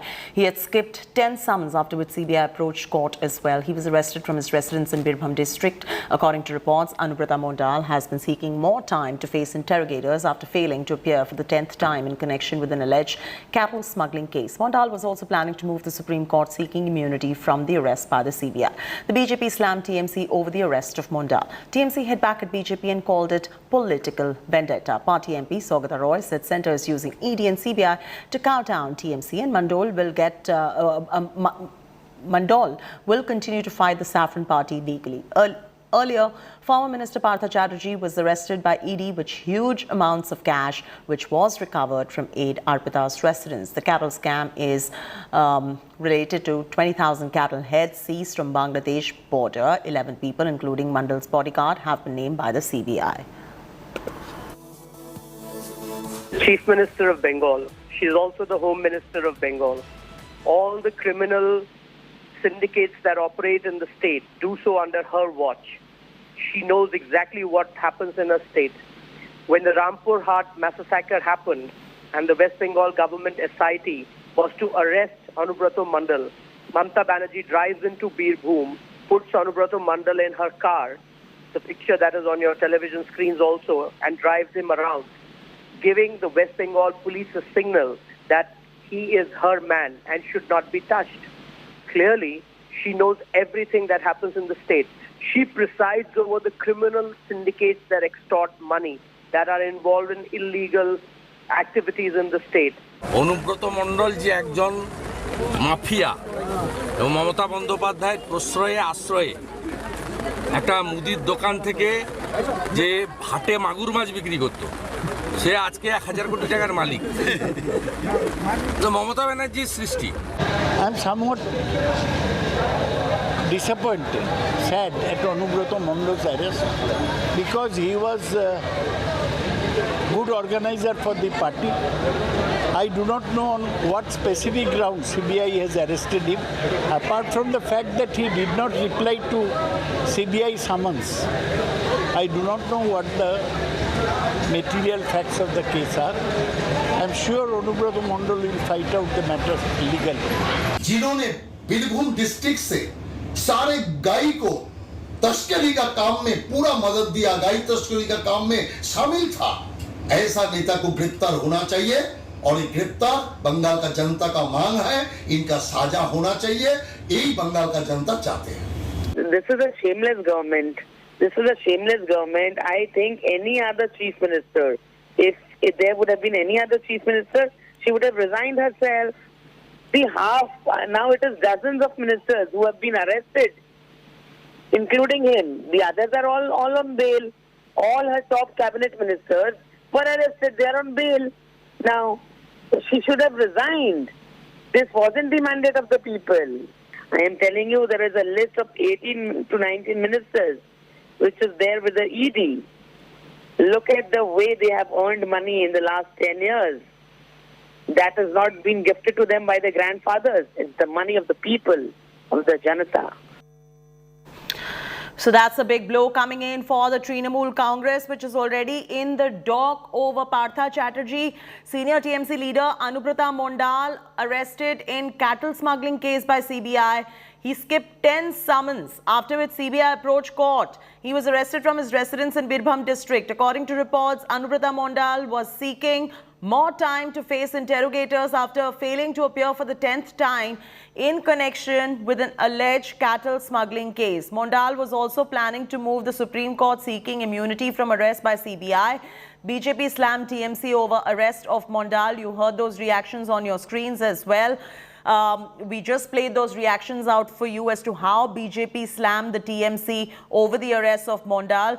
TMC also hit back, called it political vendetta by the Bharatiya Janata Party. Party MP Saugata Roy said centers using ED and CBI to cow down TMC and Mandol will continue to fight the Saffron Party legally. Earlier, you had former Minister Partha Chatterjee, who was arrested by ED with huge amount of cash, if you remember, which was recovered from his aide Arpita Mukherjee's house.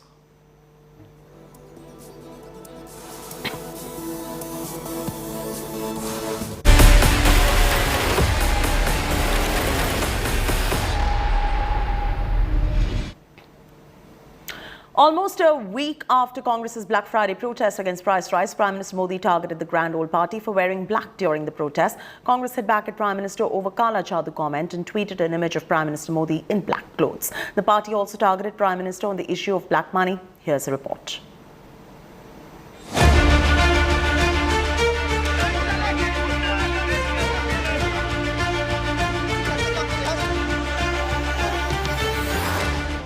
अगस्त को देखा है कि कैसे काले जादू को फैलाने का भरपूर प्रयास किया गया. Almost a week after the Congress's Black Friday protest against price rise, the political storm is showing no signs of dying down. Prime Minister Modi has lashed out at the Congress for wearing black during its agitation. 5 अगस्त को देखा है कि कैसे काले जादू को फैलाने का भरपूर प्रयास किया गया. ये लोग सोचते हैं कि काले कपड़े पहनकर उनकी निराशा हताशा का काल समाप्त हो जाएगा, लेकिन उन्हें पता नहीं है कि वो कितनी ही झाड़ फूंक कर ले, जनता का विश्वास अब उन पर दोबारा कभी नहीं बन पाएगा. The Kala Jadoo comment did not sit well with the Congress, who launched an all-out attack on the Prime Minister. Priyanka Gandhi Vadra also slammed the Prime Minister over his comments. Priyanka accused the Prime Minister of distracting the public from the issue of price rise. Earlier, the BJP had opposed the Black Friday protest, claiming that it took place on Ayodhya Mandir Foundation Day, and hence was a movement against the Ram Temple. Congress ने आज का दिन इसीलिए विरोध के लिए और विशेषकर काले कपड़ों में विरोध के लिए सिलेक्ट किया है कि वो एक सटल मैसेज देना चाहते हैं कि हम राम जन्मभूमि के शिलान्यास का विरोध करते हैं और अपनी तुष्टीकरण की नीति को वो आगे बढ़ाना चाहते हैं. आज कांग्रेसियों ने काले कपड़े पहन करके जो प्रदर्शन किया है, यह से राम जन्मभूमि मंदिर निर्माण की तिथि के दिन यह राम भक्तों का अपमान है. The war of words continues. It is a first in recent times when a Congress protest has got heated reactions from the top BJP leadership.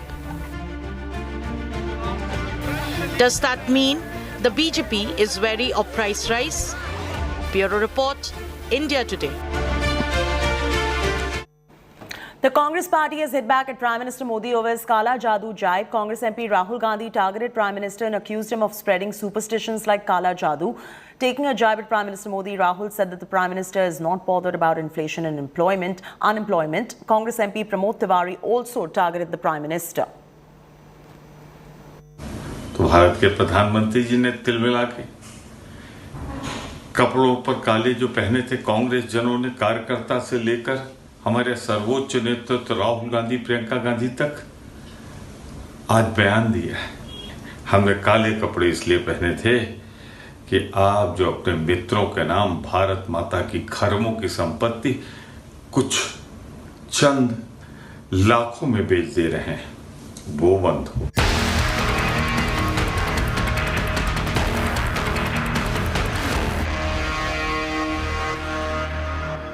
The Supreme Court's stern observation on freebies and polls. The apex court observed that promising and distribution of freebies by political parties during poll season is a very serious issue as the economy is losing money due to this. The court has also said that there is a need for a committee and debate on freebies, emphasizing that fiscal responsibility is necessary. The matter is going to be heard again on 17th of August if needed. Handing over freebies sparked a political war. Earlier, AAP approached the Supreme Court opposing PIL that seeks stringent action against political parties for offering freebies. AAP said electoral promises such as free water and free electricity are not freebies but constitutional responsibilities of the state towards creating a more equitable society. Meanwhile, Prime Minister Modi has also hit out at the opposition over freebie politics, saying freebies will take away rights from our children and prevent country from becoming self-reliant.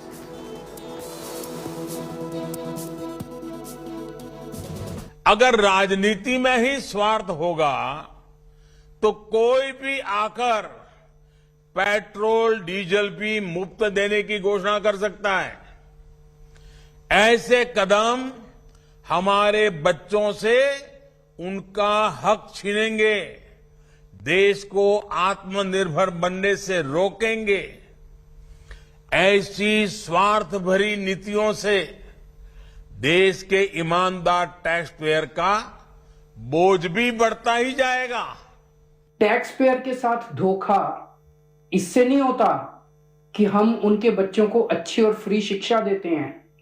Tax payer के साथ धोखा इससे नहीं होता कि हम देश के लोगों का फ्री में अच्छा इलाज कराते हैं। टैक्स पेयर के साथ धोखा तब होता है जब अपने दोस्तों के कर्जे माफ करते हैं।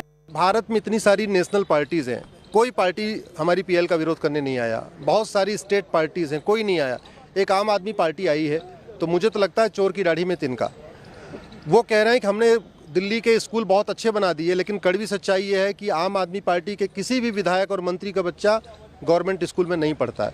वो कह रहे हैं हमने दिल्ली का हॉस्पिटल बहुत अच्छा कर दिया, लेकिन ये भी कड़वी सच्चाई है कि दिल्ली के हॉस्पिटल में आम आदमी पार्टी के विधायक और मंत्री अपने बच्चों का इलाज नहीं कराते। अब समझ में नहीं आ रहा है कि वो इसका विरोध करने क्यों आए। अरे ये नेशनल इम्पोर्टेंट का इशू है। हमारे देश में इकोनॉमी पूरी बर्बाद होने की कंडीशन पे आ गई मुफ्तखोरी के चक्कर में, उसके बाद भी चले आ रहे। When there is freebie first, family first, and corruption first in countries next to us, we've seen how the economy of those countries collapses.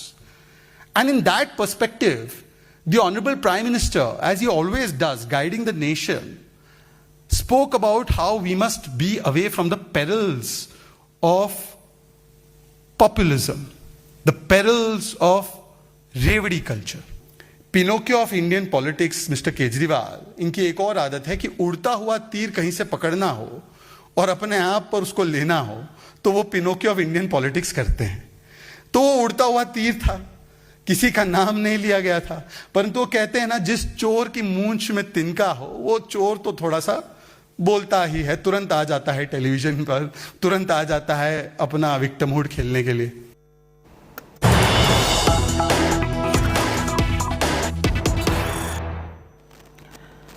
All right, big development coming in Bengaluru, Idgah Maidan. Rao, Karnataka government has allowed flag hoisting at Idgah Maidan. Bharat Mata and Vande Mataram slogans have been allowed. Idgah Maidan Rao is exploding at the moment. The polarization Natka at its peak in Karnataka. We're getting you the latest coming in at this point of time. Nagarjun is now joining us. Nagarjun, explain to our viewers what the issue is over here and what is this big development all about? Well, this ground that we are talking about is colloquially called Idgah Maidan ground, which is in Chamrajpet in the heart of the city. What has happened is, over the years, last few decades, the national flag has never been hoisted, and this ground was dedicated for the minority community to celebrate their festivals, and they offer their namaz during festivals. Of late, the right-wing groups have said they also wish to celebrate Ganesha festival in the same ground because the ground belongs to the revenue department and to the government and not to one certain community. Their first demand was to hoist the national flag.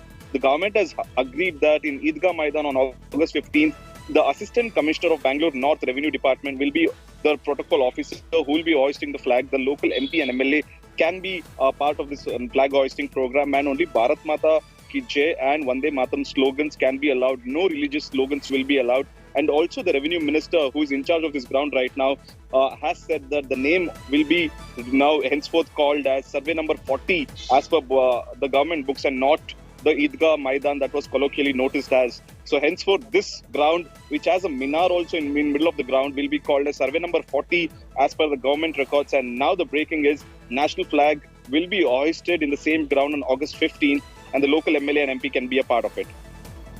Thanks, Nagarjun, for joining us with the very latest details on this.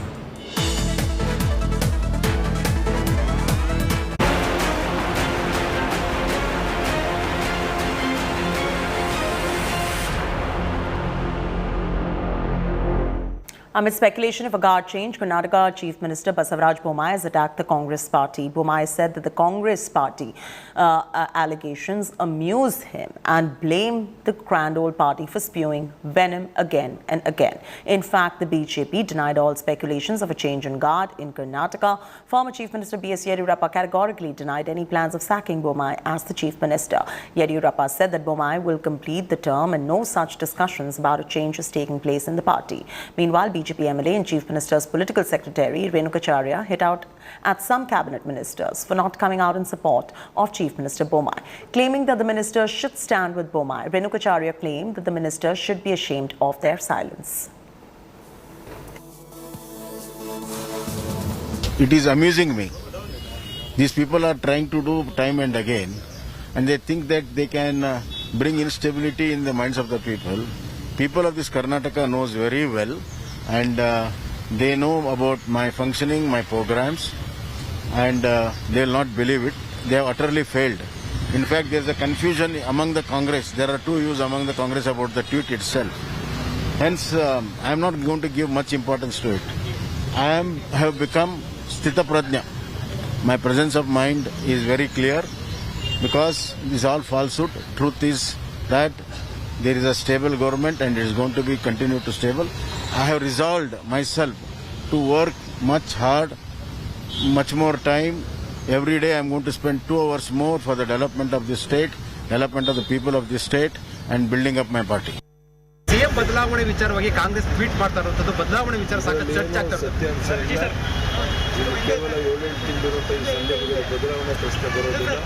ಅವರು ಮುಖ್ಯಮಂತ್ರಿಗಳಾಗಿ ಬಸವರಾಜ ಬೊಮ್ಮಾಯಿ ಮುಂದುವರಿತಾರೆ. ಅಗತ್ಯವಾಗಿ ಮಾಧ್ಯಮಗಳಲ್ಲಿ ಬರ್ತಾ ಇರುವಂಥದ್ದು, ಟಿವಿಗಳಲ್ಲಿ ಬರ್ತಾ ಇರೋದು ಸರಿಯಲ್ಲ. ಇವತ್ತೇ ಇಲ್ಲಿಗೆ ನಿಲ್ಲಿಸಬೇಕು ಅಂತ ಎಲ್ಲರಲ್ಲೂ ವಿನಂತಿ ಮಾಡ್ತಾರೆ. ಯಾರೊಬ್ಬರು ಆ ಬಗ್ಗೆ ಚರ್ಚೆ ಮಾಡ್ತಾ ಇಲ್ಲ. ಅದರ ಅಗತ್ಯನೂ ಇಲ್ಲ. ಮುಂದಿನ ದಿನಗಳಲ್ಲಿ ಯಾರು ಮುಖ್ಯಮಂತ್ರಿ ಆಗಬೇಕು ಅನ್ನತಕ್ಕಂಥ ಜಗಳ, ಸಿದ್ದರಾಮೋತ್ಸವದಲ್ಲಿ ತನ್ನ ಶಕ್ತಿಯ ಪ್ರದರ್ಶನ ಮಾಡಿ DKಶಿಗೆ ಕೊಟ್ಟಿರ್ತಕ್ಕಂಥ ಡಿಕ್ಕಿ, ಖರ್ಗೆ ಅಂತ ಹಿರಿಯರಿಗೆ ಅವಮಾನ ಆಗಿರ್ತಕ್ಕಂಥದ್ದು, ಇದೆಲ್ಲವೂ ಹೊರ ಬರ್ತಾ ಇದೆ. ಆಂತರಿಕ ಜಗಳವನ್ನು ಮುಚ್ಚಿ ಹಾಕುವುದಕ್ಕೆ, ಇದು ಬಹಿರಂಗ ಆಗಬಾರ್ದು ನಮ್ಮ ಜಗಳ ಅನ್ನುವ ಕಾರಣಕ್ಕೋಸ್ಕರ ಕಾಂಗ್ರೆಸ್ ಒಂದು ತಂತ್ರಗಾರಿಕೆಯನ್ನು ಮಾಡಿದೆ, ಒಂದು ಸುಳ್ಳು ಸುದ್ದಿಯನ್ನು ಬಿಟ್ಟಿದೆ. ಯಾವುದೇ ಕಾರಣಕ್ಕೆ ಬೊಮ್ಮಾಯಿಯವರ ಬದಲಾವಣೆಗಳಿಲ್ಲ.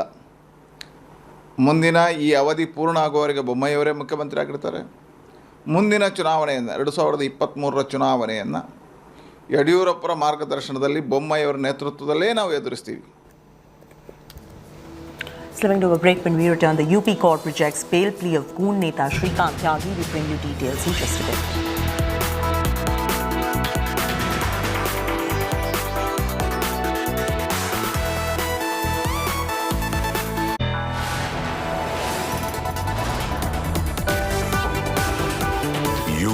watching India Today.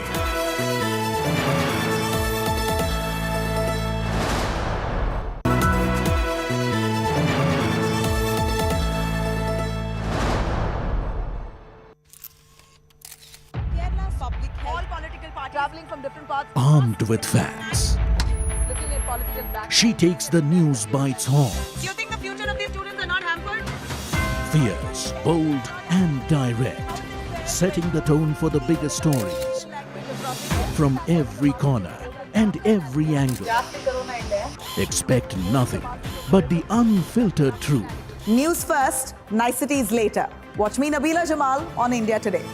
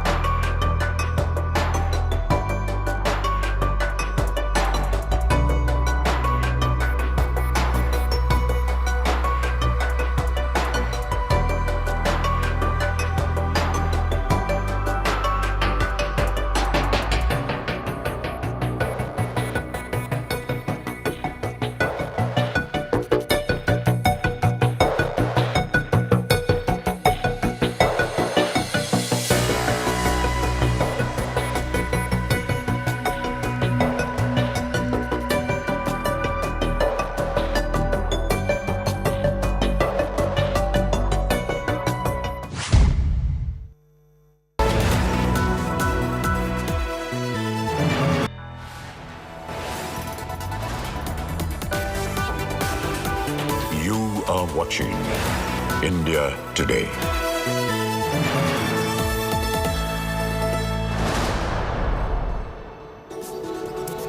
Goon Neta Shrikant Tyagi's bail plea has been rejected. The UP court rejected the bail plea of outraging the modesty of a woman. The court rejected the bail plea after filing under Section 354 of the IPC pertaining to the molestation of a woman. The court will once again hear the case on 16th of August. Shrikant Tyagi was arrested by the police for allegedly abusing and assaulting a woman on the premises of Grand Omax. The incident took place when the woman objected to plantation of some trees by Tyagi, citing violation of rules, even as he claimed that he was within his rights to do so. आज जो उनके मामले fix थे उनमें सब में date लगा दी गई है 16 तारीख और आईओ महोदय द्वारा क्योंकि उसमें इन्वेस्टिगेशन अधिकारी से रिपोर्ट नहीं भेजी गई है इस वजह से उसमें सुनवाई 16 तारीख में होगी। 6 लोग थे उन पे क्या सुनवाई? उनकी ऑलरेडी बेल खारिज हो चुकी थी और 16 तारीख में उनकी डेट फिक्स हो गई है।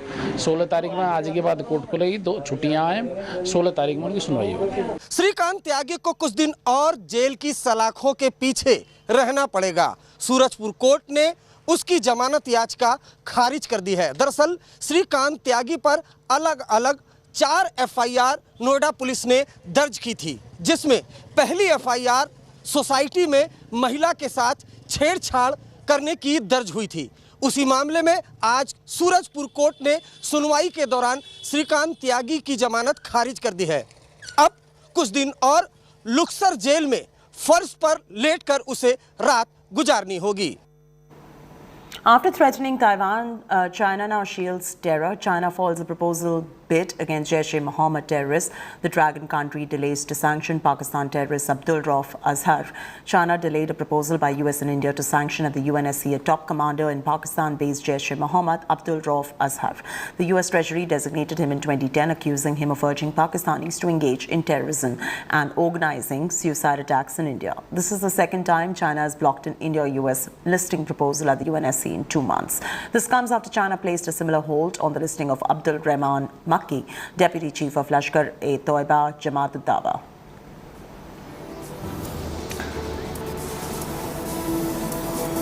Slipping to a very short commercial break here on India Today. Up next, all the news from the world of entertainment. Stay with us.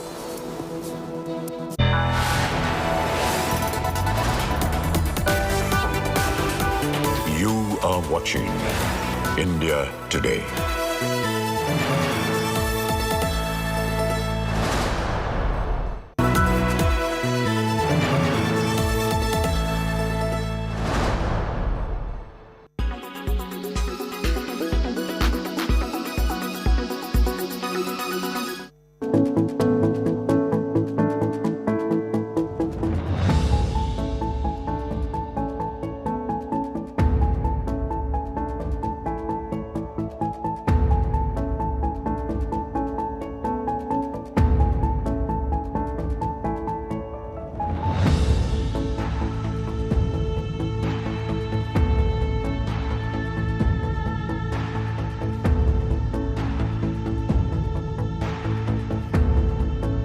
So we would have a base of organics. The body would be placed here. The rest of the organics and flowers would be placed here. We would simply close the lid and we would be set.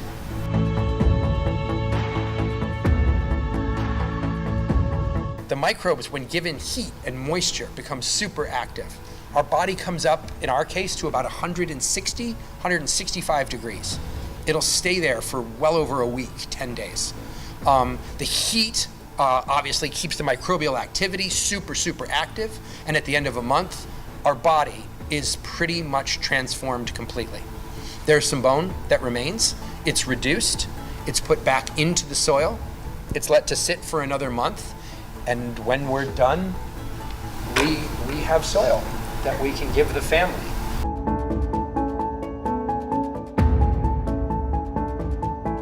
Cremation takes 30 gallons of fuel and pumps about 540 pounds of CO2 into the atmosphere, every cremation. So we've devised a system that runs about 90% cleaner than that.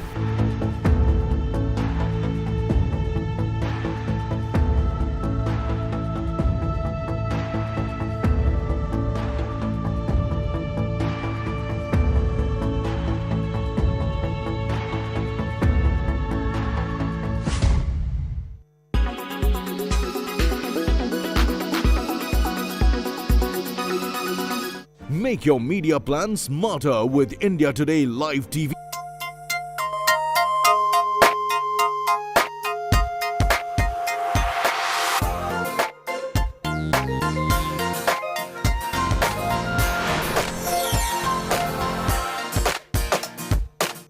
Hello and welcome. You're watching In the Club. I'm Dipali Patel. This is where we get you the best from the world of entertainment. Now, before we begin today's show, I want to wish all our viewers a very happy Raksha Bandhan. It's a special day not just because it's a festival we celebrate every year with our loved ones, but also because this year, two of India's biggest Bollywood superstars, Aamir Khan and Akshay Kumar, are locking horns at the box office with their respective films. That is Lal Singh Chadda and family drama Raksha Bandhan. In the next half hour, we're gonna give you a lowdown on how these movies are, and we'll also give you and show you some excerpts from our exclusive interaction with Starcast in just a moment from now. But first, here are the visuals from the special screening of Lal Singh Chadda hosted by Aamir Khan and the one by Akshay Kumar for his film Raksha Bandhan.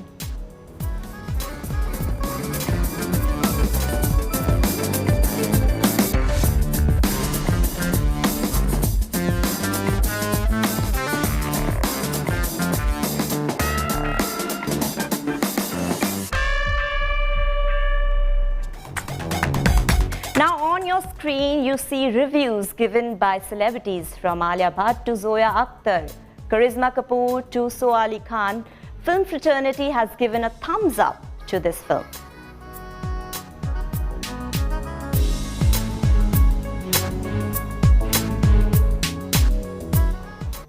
It's time to take you through our review now. I had a brief chat with my colleague Tisha Joshi, who saw Lal Singh Chadda before its release, to give you a lowdown on whether it's worth your time. For those who are already excited to know, yes, there's also cute SRK cameo in one of the biggest films of this year. Listen in. And has returned to the big screen with Lal Singh Chadda after 4 long years. There, of course, has been quite a lot of buzz around the film A, because it has been in the making since 2019. B, Amir and Kareena have come together for a project after Three Idiots. It is the Hindi adaptation of Tom Hanks' Forrest Gump, and among several other reasons, the box office clash with Raksha Bandhan. Now, I don't want to waste any more time. Joining me is our entertainment editor, Tushar Joshi. You have seen the film Lal Singh Chadda. The big question, how is it compared to Forrest Gump? And is Amir as good as Hanks or even better? What do you say?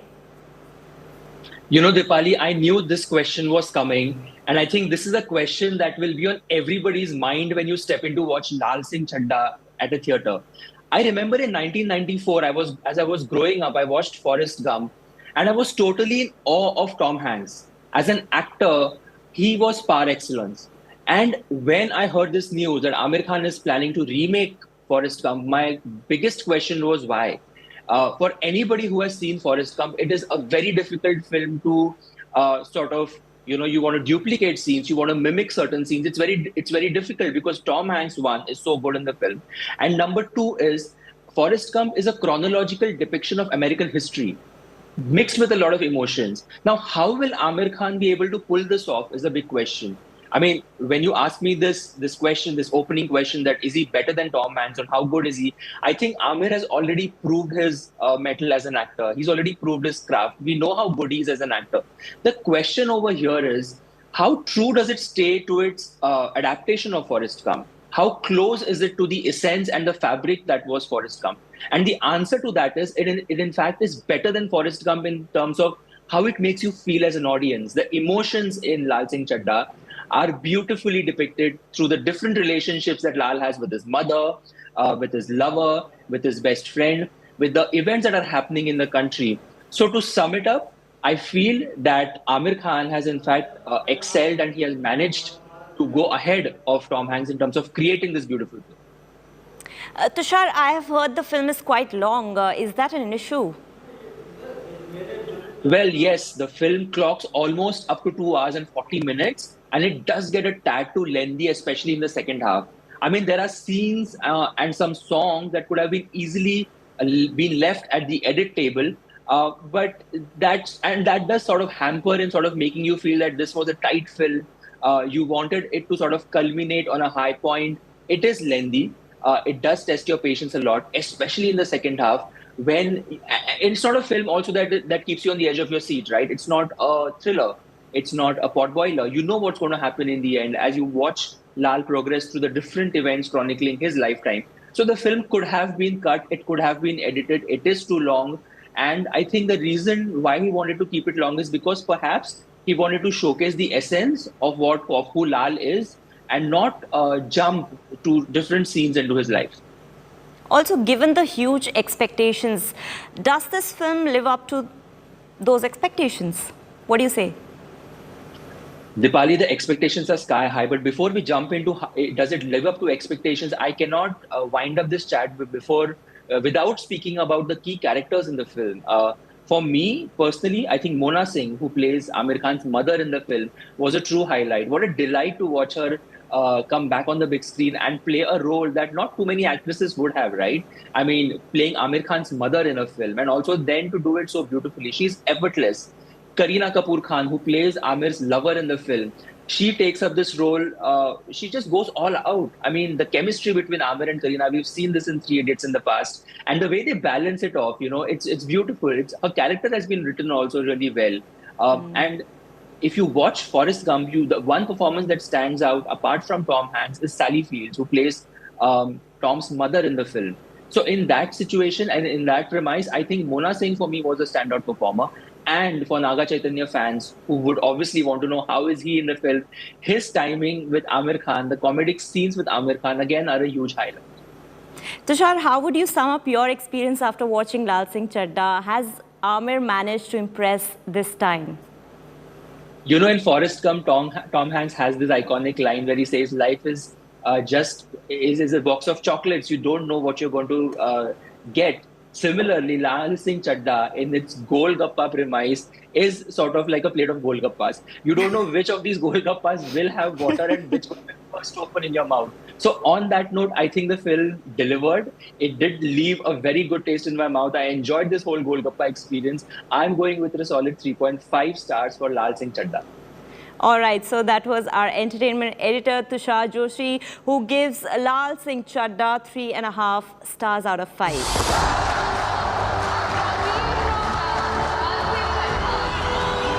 Mummy कहती थी कि हर एक दी अपनी तकदीर होंदी है कि सारा कुछ लिखिया होंदा है मैंने नहीं पता कितने लिखिया है सब किसने लिखिया है और क्यों लिखिया है जो लिखिया है Earlier, I caught up with Bhumi Pednekar, who stars opposite Akshay Kumar in Raksha Bandhan. Take a look at this conversation.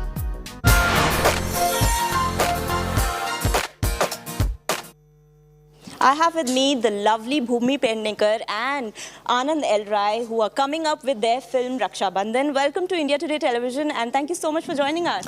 Thank you so much for doing this with us. Thank you. Bhumi, I'm going to ask you first. Where were you missing? I heard that you were not well. What happened?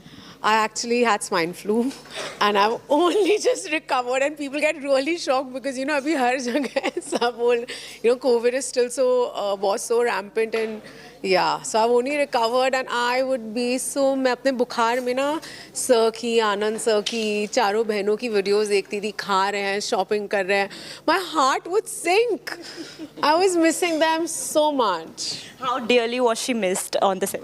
Badly. It was so, means every time we were eating something and one of these sisters saying कि अगर भूमि होती तो ये करती, अगर भूमि होती तो वो करती. So from one city to another city, when we were playing some games and all, so especially these four girls were like, I knew while making the film that they are attached to Bhumi, but I realized that they are so attached while we were promoting this film because every time they were talking about Bhumi. I can so imagine that this must have been so hard for you because you're coming with Akshay on the big screen after so long, almost 5 years. 5 years. My first film with him, Toilet Prem Katha, released on the same date, you know, 11th August, 5 years ago. And it's like, you know, life's taken a full circle, and that was such a special film, and I feel so proud, and I feel so happy when I say that Raksha Bandhan is more than that to me. You know, because I'm working with people that are family. You know, Akshay sir and Anand sir are very, very critical in where I am today as an actor. You know, they both supported me right at the start of my career, gave me such important films that built me as an actor and built my status ki, okay, you know, she's here, and, you know, to be here with them in this film, I love them. But has something changed since Toilet Prem Katha between you and Akshay on the sets? I think the chemistry has gone notch higher. Like they were brilliant in Toilet Prem Katha, and I'm very excited now. Raksha Bandhan, we are celebrating Raksha Bandhan and the chemistry between Akshay Kumar and Bhumi Pednekar. 5 years of that. It's brilliant. One quality that you really loved about him while shooting the film? God, I can't say one, but let me just say this: as an actor, as an artist, it is the most beautiful experience to be directed by Anand sir. You know, he loves his character so much. He respects his character so much. Everybody in the film, you know, just the way he explains things to you, matlab, it's very easy. It becomes so easy because right before the take, you are ready. आपको zone में ले जाते हैं, और मैंने ये कभी experience नहीं किया है. You know, and one thing that I love about him the most, you know, that is away from Anand sir, the director, is the love he has for everyone. I don't get it. I'm like, how can somebody have so much love and so much patience? You know, I've known him for years now, and I've seen him, he's the same. He's as authentic as it gets, and that's why his films are as authentic as they get. Yeah, it does. They are just real people, you know, and it's all heart. Also, I've been watching these videos where, you know, all four sisters have been going bonkers about shopping. I mean, have you got anything from Akshay? Because, you know, in a recent interview, I heard that Anurag Kashyap said that Akshay Kumar is the 6th richest actor in the world. Has he given you something? Wow, you must take advantage of it. Look, I'll tell you what, he has been such a big supporter of mine. You know, he's produced a film for me, and, you know, this is my 3rd collaboration with him. I feel his trust and his faith within me as an actor is a very big gift. Yeah. You know, he is just, I mean, he is he's my family. You know, but now that you've told me this, I should tell him कि sir थोड़ा मतलब प्यार और support के अलावा भी कुछ दो. Anandji, your bond with Akshay has been like magical. Like we saw in Atrangi Re also. Talk to me about this bond, because you know I remember abhi trailer launch ke time pe Akshay came and I just happened to ask him that it's your past bedtime. Aren't you sleepy? He's like, I'm damn sleepy, but I need permission from Anandji that I want to leave and I'll just go and sleep. So what is this a special bond between you two, or he is a kind of a person with everyone? No, he is a kind of person, and at the same time there is a special bond now, I can say. I think we have been thinking about it कि ऐसा क्या है that we are like buddies. I think हम लोगों का middle class match कर गया है. Our upbringing is so similar. The way we see relationship is so similar. And as I always say, it's like I feel for myself that I'm very fortunate that I get my share of love. You know, I'm like this because of like what Bhumi said right now is my reflection is their love, you know. So same with Akshay sir. I think our relationship have gone little beyond what an actor and a director share, you know. For me, even direction is a conversation, and I can really converse with him without thinking about how big a star he is. You know, that makes it makes it so valuable, and I have really enjoyed talking to him. And I think that's the reason we are able to, and you will see in the film that the kind of emotion that flows through is brilliant. It's because of, there is no, there is zero pretense when we are talking to each other. That's true. Bhumi, you have been doing socially relevant films with Akshay. Toilet Ek Prem Katha, now Raksha Bandhan. And you've also been supporting social causes off screen. I want to understand the term cancel culture from you. Like, you know, log bolte hain ye ban kar do, usko boycott kar do. Do you think this has become a huge problem these days, and how do you deal with it? I mean, it is definitely very rampant, but you know, we have to acknowledge the fact that the internet, where cancel culture thrives, is a democratic space that has a lot of freedom, you know, and there will be good opinions, there will be bad opinions, and the way I deal with it is I only take the positivity in. But, you know, I do feel like at times I don't understand, you know, things that people can't accept. Like, I find it a little bizarre. And, but I'm just hoping that this is a phase. You know, this is a phase. But why don't we also look at the non-cancel culture that exists? You know, there's so much love that we also get on the internet. You know, there's so much love that we get everywhere. And, yeah. Even like recently, this Ranveer Singh photo shoot that happened, it was like blown out of proportion. I think he is one of the best actors in our country, and I love him, and I just love him. Nothing that he does is wrong for me. One last message for your fans. It's Independence Day, and of course your film is coming.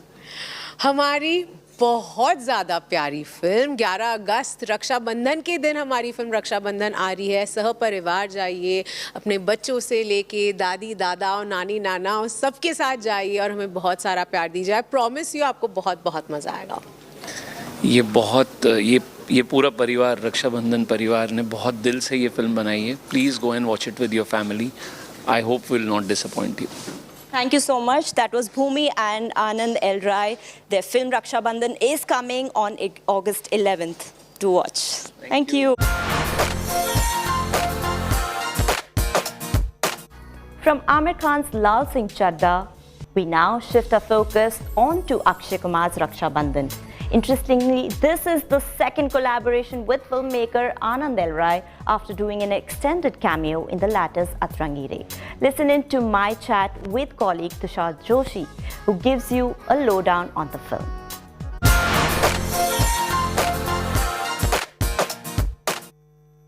The long weekend also has another big film out in theatres. Akshay Kumar star Raksha Bandhan is a family drama and he's returning to the big screen opposite Bhumi Pednekar after 5 long years. My colleague Tushar Joshi is with me to give his thoughts on the film. Tushar, this is the old Akshay Kumar we grew to love. It's his return to that space after Samrat Prithviraj debacle. Yes, it is truly a return to that space after Samrat Prithviraj debacle. And Dipali, I remember when the teaser and trailer of Raksha Bandhan came out, a lot of fans and a lot of general audience were really excited by the fact that this is the Akshay Kumar that we sort of loved. You know, he is in true form. He loves to play these characters which are from the Hindi heartland, which are very relatable and very, not larger than life, but relatable. And Akshay has this ease with which he does his comedy. He has this ease with which he sort of plays the older brother, the doting son, the lover, all of these characters. So Raksha Bandhan in its essence is a return of Akshay Kumar to a genre and a space that he truly sort of owns. Also, Tushar, talk to me about the filmmaker, Anand L. Rai, and his small town sensibilities in the film. You know, sensibilities is a topic that I want to quickly touch upon before we get into what the film is about. Anand L. Rai is a master when it comes to sort of weaving together stories that depict human emotions like loss, heartbreak, suffering, undying love. He's done it so beautifully in Ranjana, in Tanu Weds Manu. And he has this fabric, his essence of style, which is signature Anand L. Rai. You can't miss it. Right from the opening frame till the last scene, he has a canvas that is a very Anand L. Rai film. The story of Raksha Bandhan is it's not complicated. It's very simple. It's a very linear story. It's a story about this brother who makes a promise to his dying mother that he will only get married after he marries off his 4 sisters. Now, this might sound on the onset like a very simple thing, right? He has to just get his sisters married off and then he can go and take the feras and marry. But the problem over here is that the way these sisters are depicted, each sister has a flaw. I mean, she doesn't have a flaw, but the writers, the script and the director have decided that we will show a sister who has weight issues. We will show another sister who has a dusky complexion. Then we'll show the third sister who dresses up like a boy. So we don't know, you know, where she wants to go with that and what her interests are. So interesting premise in the sense that he's touching upon these topics which are so socially relevant. Which are things that everybody can relate to. That in itself is very promising. But the problem, Dipali, is when you talk about sensibilities, is the way the director has sort of taken this forward in the film. Akshay Kumar is being the big brother. He has these one-liners, he has these punches, he has a very strong emotional connect with these girls, with the characters in the film. These are his sisters. And he has to marry them off. This is the big question that is sort of looming over his head. But when he calls one of his sister a double-decker, or, you know, when he says that because she's dusky, she reminds him of an Amavas ki Raat, that is where I had a problem in the film. That is where the writer should have sort of gone back to the desk and asked themselves that in a 2022 environment, do we really need to have these lines? Do we really need to sort of body shame somebody because he or she is overweight or has certain issues with that weight? Or has an issue with his or her complexion. There is a scene where the elder sister is giving, whitening face packs to the duskier sister because she thinks that it will be easier for her to marriage. Now, these might be things that might happen in real life. The flip side of this is that, okay, this happens and we are depicting what happens in the society. But my issue is if the writers wanted to touch upon this point, that this happens and we are trying to educate people and tell them that this is not the norm, then there could have been a better way. Then stereotyping characters and putting them in the box. So Dipali, to answer your question, this is a departure for Anand L. Rai to the sensitive handling of characters that he's known for.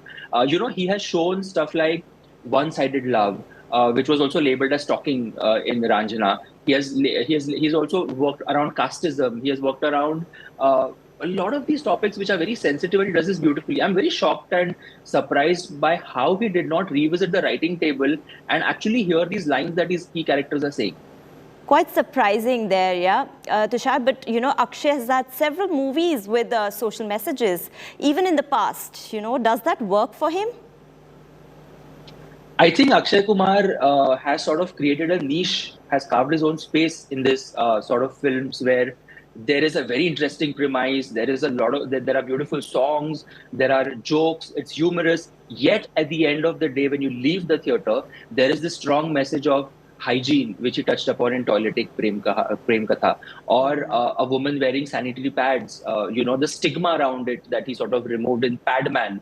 So he has done this very effortlessly. So when you do it effortlessly in your previous films, it is sort of expected that when you're touching upon the subject of dowry, which is at the crux of Raksha Bandhan, or the practice of shaming women, and how men sort of they put them in the kitchen and they're supposed to just do cooking, and they're looked at as women, that as human beings who have nothing else to do than just do that.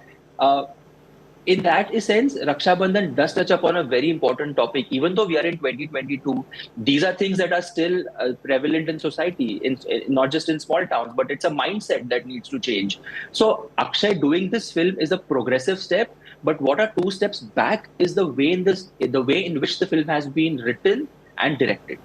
Absolutely. How has been your overall experience watching Raksha Bandhan? And, the big question, do you think this film will give a tough competition to Aamir Khan's Lal Singh Chaddha? See, Raksha Bandhan has a very strong emotional connect going on. The whole story, I mean, you look at it at the onset, right? A brother and a sister relationship. There is so much emotion invested into it, even in a general film. The fact that he is waiting for so many years to get married to the love of his life, and he will put his sisters before himself, in itself is a sacrifice that's worth investing in a storytelling. Also, the whole small town setup, the way the Dukkads and the gullies have been shown in the film, the peripheral characters, Bhumi Pednekar's father and his Tom and Jerry act with Akshay Kumar, all of these characters, a lot of these characters actually are interesting. If they could have been given more depth, and they were just not caricatures and people who were just screaming their lungs out or bawling their eyes out to sort of amp up the drama, the film could have been interesting.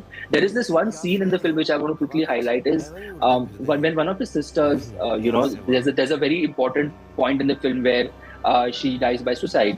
And he goes to that family and he speaks to his in-laws and asks them, but वो खाना तो अच्छा बनाती थी, वो आपको खुश तो रखती थी, तो फिर क्यों उसको मार डाला? Now, is this supposed to sort of, take you 2 steps back and say that, but is he stereotyping women who are just sort of looked at as people who are cooking food for their families? Or is he putting up this big question that men now need to, sort of question what do they make their wives or their sisters or their mothers feel on an ongoing daily occurrence? So these are very subtle things that sort of Anand Rai makes you think.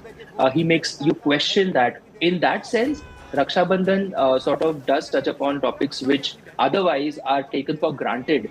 But I wish and I hope the writers, the screenplay would have been tighter, smarter, sharper, because we are in 2022.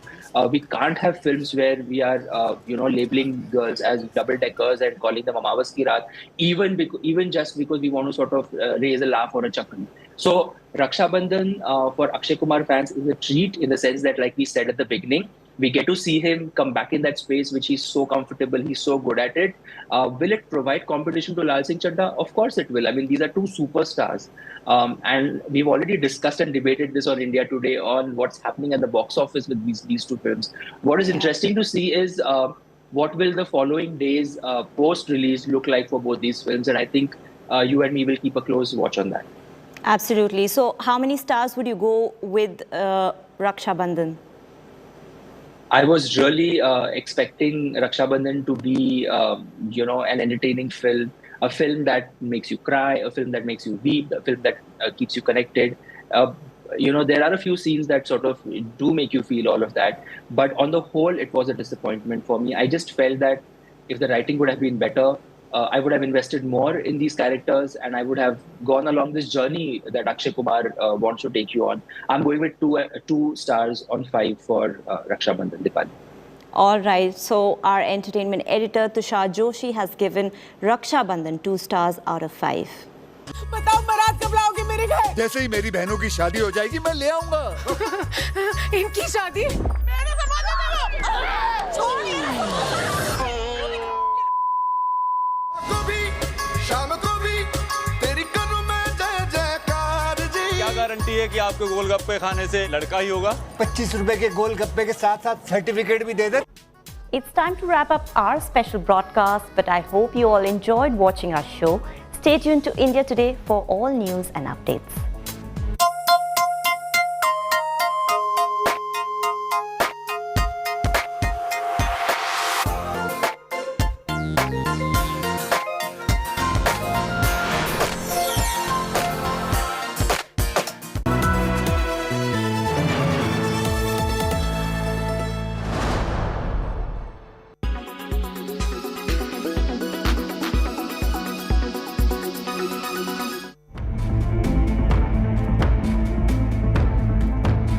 Is China more equipped than the US in the race of nuclear weapons?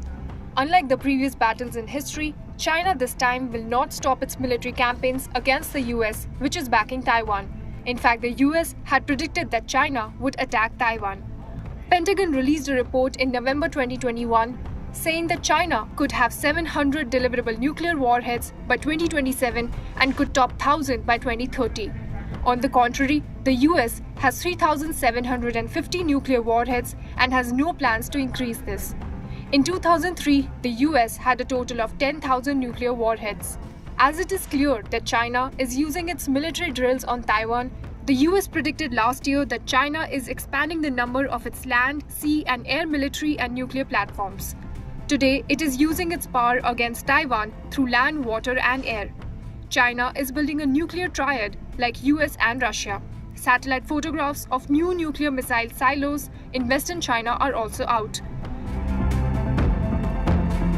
The Chinese Foreign Ministry spokesman Wang Wenbing said, and I quote, "The report released by the US Department of Defense, like previous similar reports, ignores facts and is full of prejudice." He added that Washington was using the report to hype up talk of the China nuclear threat and describe the United States as the world's largest source of nuclear threat.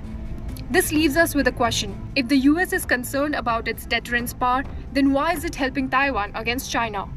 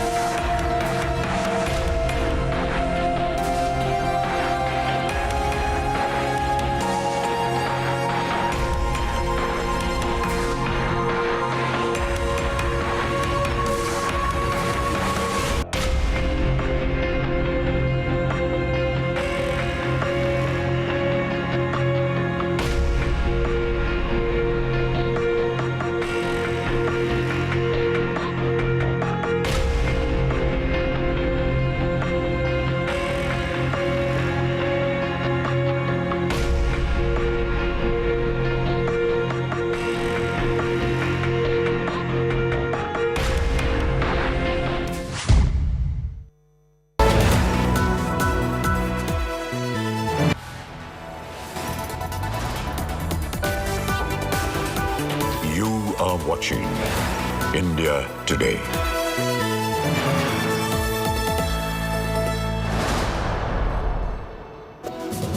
Very good afternoon and thanks for being with us on India Today. I'm Chaiti Narula, joining you with all the top stories. Let's start with the headlines first.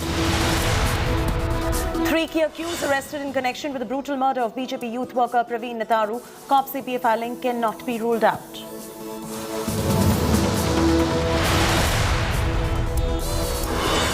CBI takes TMC stalwart Anubrata Mandal into custody in cattle smuggling case. Another Mamata Banerjee 8 arrested after former Minister Partha. Political showdown over Prime Minister Modi's Kala Jadoo taunt over Congress's Black Friday protest. Rahul Gandhi hits back, says Prime Minister Modi spreading superstitious things like black magic. Chief Minister Bomai rubbishes speculations of his ouster, mocks Congress charges against him as laughable. I'm not going to give much importance to it. I have become Sthita Prajna. My presence of mind is very clear. Because it's all falsehood. Truth is that there is a stable government and it is going to be continued to stable.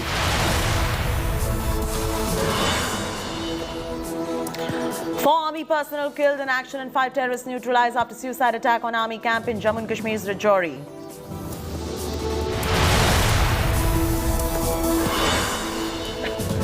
Amidst the raging boycott trend, Amir Khan starrer Lal Singh Chaddha and Akshay Kumar starrer Raksha Bandhan to hit theatres. Will boycott call result in the loss of business?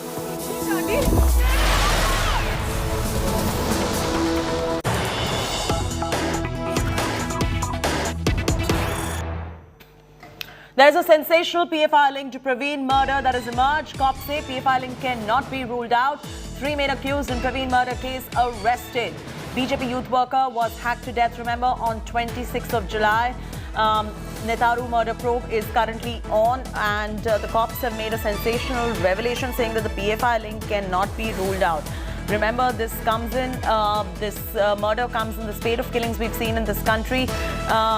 Here, in case of Praveen Netaru, a PFI link has emerged and the cops have now revealed that the PFI link just cannot be ruled out as far as Praveen Netaru's murder is concerned. The probe is currently on. Investigation is underway as far as the brutal murder of Praveen Netaru is concerned. The 3 main accused viewers in the Praveen Netaru murder case already been arrested by the police.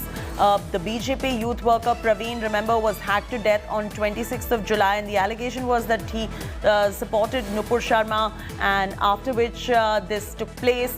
It's a sensational PFI link that has emerged to the Praveen Netaru murder.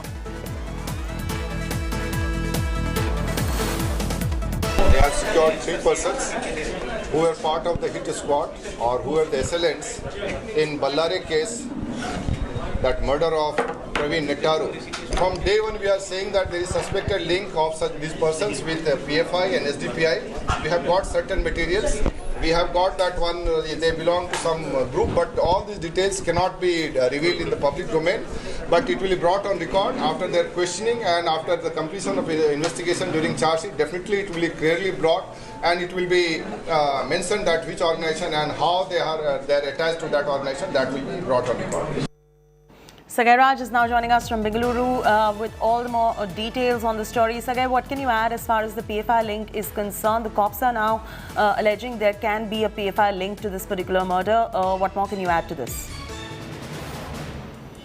The cops have already revealed that the first 2 people who were arrested initially had suspected to be having a PFI link, and now 3 more people, and these are the main assailants, bike-borne assailants who had come in a Splendor vehicle and murdered Praveen Netaru.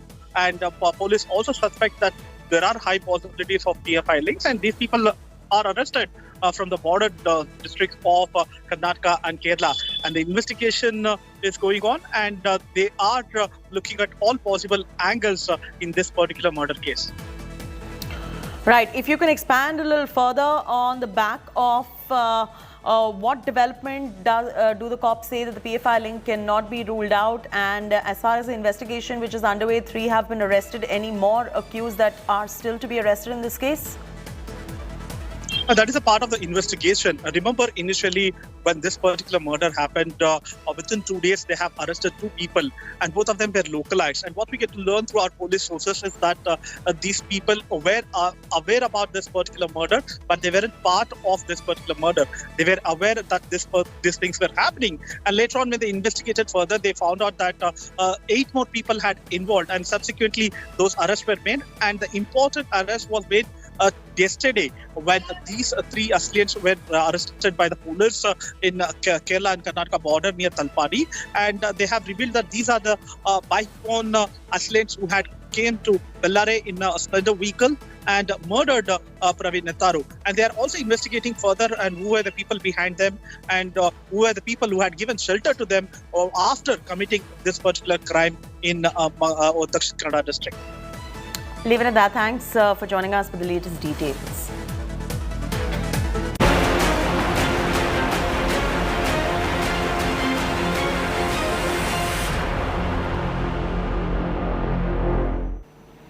Amidst the speculations of guard change, Karnataka Chief Minister Basavaraj Bommai has attacked Congress party. Bommai said Congress allegations amuse him and blamed the grand old party for spewing venom again and again.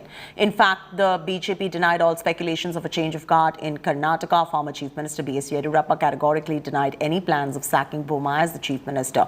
Yediyurappa said that Bommai will complete the term and no such discussions about a change has taken place in the party. Meanwhile, BJP MLA and Chief Minister's political secretary, Renukacharya, hit out at some cabinet ministers for not coming out in support of Chief Minister Bommai. Claiming that the minister should stand with Bommai, Renukacharya claimed that the minister should be ashamed of their silence. It is amusing me. These people are trying to do time and again, and they think that they can bring instability in the minds of the people. People of this Karnataka knows very well, and they know about my functioning, my programs, and they will not believe it. They have utterly failed. In fact, there is a confusion among the Congress. There are 2 views among the Congress about the tweet itself. Hence, I am not going to give much importance to it. I have become Sthita Prajna. My presence of mind is very clear because this is all falsehood. Truth is that there is a stable government and it is going to be continued to stable. I have resolved myself to work much hard, much more time. Every day I am going to spend 2 hours more for the development of this state, development of the people of this state, and building up my party. CM ಬದಲಾವಣೆ ವಿಚಾರವಾಗಿ Congress tweet ಮಾಡ್ತಾ ಇರುವಂತದ್ದು ಬದಲಾವಣೆ ವಿಚಾರ ಸಾಕಷ್ಟು ಚರ್ಚೆ ಸತ್ಯಾಂಶ ಇಲ್ಲ. ಇದು ಕೇವಲ 7-8 ತಿಂಗಳಿರುವಂಥ ಈ ಸಂದರ್ಭದಲ್ಲಿ ಬದಲಾವಣೆ ಪ್ರಶ್ನೆ ಬರೋದಿಲ್ಲ. ಅವರು ಮುಖ್ಯಮಂತ್ರಿಗಳಾಗಿ ಬಸವರಾಜ ಬೊಮ್ಮಾಯಿ ಮುಂದುವರಿತಾರೆ. ಅನಗತ್ಯವಾಗಿ ಮಾಧ್ಯಮಗಳಲ್ಲಿ ಬರ್ತಾ ಇರುವಂಥದ್ದು, ಟಿವಿಗಳಲ್ಲಿ ಬರ್ತಾ ಇರುವಂಥದ್ದು ಸರಿಯಲ್ಲ. ಇವತ್ತೇ ಇಲ್ಲಿಗೆ ನಿಲ್ಲಿಸಬೇಕು ಅಂತ ಎಲ್ಲರಲ್ಲೂ ವಿನಂತಿ ಮಾಡ್ತೇನೆ. ಯಾರೊಬ್ಬರು ಆ ಬಗ್ಗೆ ಚರ್ಚೆ ಮಾಡ್ತಾ ಇಲ್ಲ, ಅದರ ಅಗತ್ಯನೂ ಇಲ್ಲ. ಮುಂದಿನ ದಿನಗಳಲ್ಲಿ ಯಾರು ಮುಖ್ಯಮಂತ್ರಿ ಆಗಬೇಕು ಅನ್ನತಕ್ಕಂಥ ಜಗಳ, ಸಿದ್ದರಾಮೋತ್ಸವದಲ್ಲಿ ತನ್ನ ಶಕ್ತಿಯ ಪ್ರದರ್ಶನ ಮಾಡಿ DKಶಿಗೆ ಕೊಟ್ಟಿರ್ತಕ್ಕಂಥ ಡಿಕ್ಕಿ, ಖರ್ಗೆ ಅಂತ ಹಿರಿಯರಿಗೆ ಅವಮಾನ ಆಗಿರ್ತಕ್ಕಂಥದ್ದು, ಇದೆಲ್ಲವೂ ಹೊರ ಬರ್ತಾ ಇದೆ. ಆಂತರಿಕ ಜಗಳವನ್ನು ಮುಚ್ಚಿ ಹಾಕುವುದಕ್ಕೆ, ಇದು ಬಹಿರಂಗ ಆಗಬಾರ್ದು ನಮ್ಮ ಜಗಳ ಅನ್ನುವ ಕಾರಣಕ್ಕೋಸ್ಕರ ಕಾಂಗ್ರೆಸ್ ಒಂದು ತಂತ್ರಗಾರಿಕೆಯನ್ನು ಮಾಡಿದೆ, ಒಂದು ಸುಳ್ಳು ಸುದ್ದಿಯನ್ನು ಬಿಟ್ಟಿದೆ. ಯಾವುದೇ ಕಾರಣಕ್ಕೆ ಬೊಮ್ಮಾಯಿಯವರ ಬದಲಾವಣೆಗಳಿಲ್ಲ. ಮುಂದಿನ ಈ ಅವಧಿ ಪೂರ್ಣ ಆಗುವವರೆಗೆ ಬೊಮ್ಮಾಯಿಯವರೇ ಮುಖ್ಯಮಂತ್ರಿ ಆಗಿರ್ತಾರೆ. ಮುಂದಿನ ಚುನಾವಣೆಯನ್ನು 2023ರ ಚುನಾವಣೆಯನ್ನು ಯಡಿಯೂರಪ್ಪರ ಮಾರ್ಗದರ್ಶನದಲ್ಲಿ ಬೊಮ್ಮಾಯಿಯವರ ನೇತೃತ್ವದಲ್ಲೇ ನಾವು ಎದುರಿಸ್ತೀವಿ. What do you expect from Mr. Bommai? They are unable to give progressive government. They are unable to give jobs.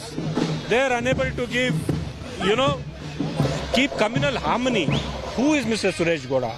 Which party he belongs to? Who is Mr. Yediyurappa? Which party he belongs to? They are all in BJP. So Mr. Bommai should worry about his own party rather than Congress party. That's great. If he's not going to be removed, let him tell it to his own party people. Why is he telling it to the Congress? He should rein in his people. He should tell his people, look, I'm here trying to give a stable government. Please support me. These rumors, rumor mongering or disinformation has not been told by the Congress. It was Mr. Suresh Gowda who told people that before 15th there might be a change, just like how they have changed in Uttarakhand or any other places before the election. So if the CM is saying that the Congress is conspiring to change him, this is absolutely ridiculous. He's trying to say that who are much more powerful than his political bosses in his party.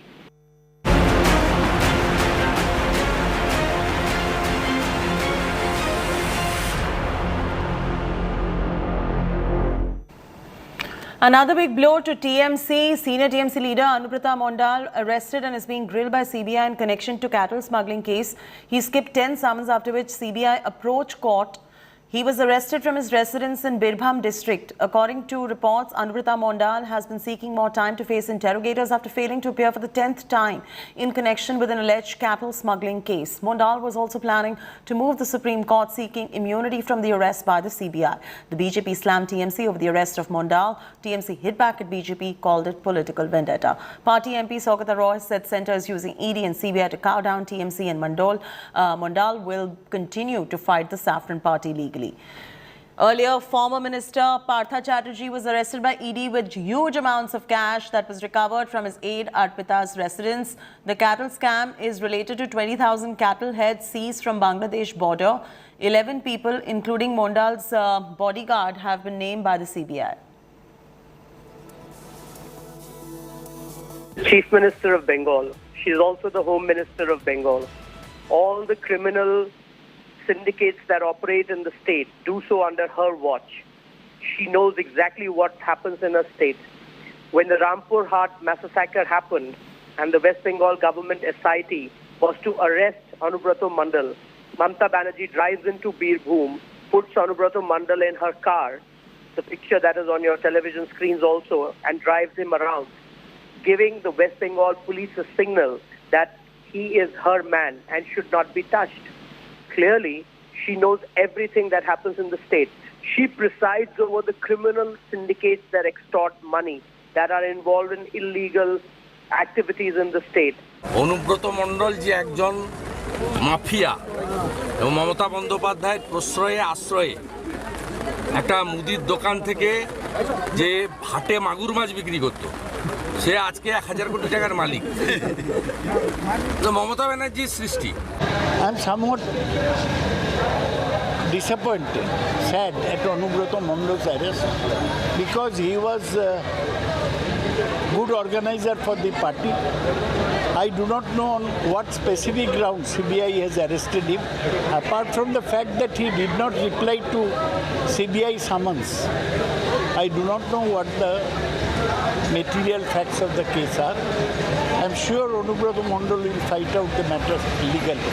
जिन्होंने Birbhum district से सारे गाय को तस्करी का काम में पूरा मदद दिया, गाय तस्करी का काम में शामिल था, ऐसा नेता को गिरफ्तार होना चाहिए और ये गिरफ्तार बंगाल का जनता का मांग है, इनका साजा होना चाहिए, यही बंगाल का जनता चाहते हैं। This is a shameless government. This is a shameless government. I think any other chief minister, if there would have been any other chief minister, she would have resigned herself. See, now it is dozens of ministers who have been arrested, including him. The others are all on bail. All her top cabinet ministers were arrested. They are on bail. Now, she should have resigned. This wasn't the mandate of the people. I am telling you, there is a list of 18 to 19 ministers, which is there with the ED. Look at the way they have earned money in the last 10 years. That has not been gifted to them by the grandfathers. It's the money of the people, of the Janata. Finally, the law has reached his residence. He has been taken into custody. I mean, this is the most logical conclusion that can happen. In a highly corrupted scenario, the entire Trinamool Congress is involved in corruption. And this corrupted leader, he is involved in cattle smuggling. His bodyguard has been arrested and almost 150 crores worth assets and other immovable properties and money has been recovered from his possession. And now this leader, Anubrata Mondal, has been named in the charge sheet. He has been served notice almost 10 times and he has been enacting a drama. I mean, this is the most logical conclusion, that he should be dragged and taken to custody. That's the only thing they can say, blame the Bharatiya Janata Party, but it is not the Bharatiya Janata Party which has unleashed this. It is the Honorable High Court which has given the order for CBI investigation and the establishment and follow of the money trail, and that's what the Enforcement Directorate has been doing. Go Neta Shrikant Tyagi's bail plea rejected. The UP court rejected the bail plea for outraging the modesty of a woman. The court rejected the bail plea filed under Section 354 of the IPC pertaining to molestation of a woman. The court will once again hear the case on 16th of August now. Shrikant Tyagi was arrested by the police for allegedly abusing and assaulting a woman on the premises of Grand Omax. The incident took place when the woman objected to plantation of some trees by Tyagi, citing violation of rules, even as he claimed that he was within his rights to do so.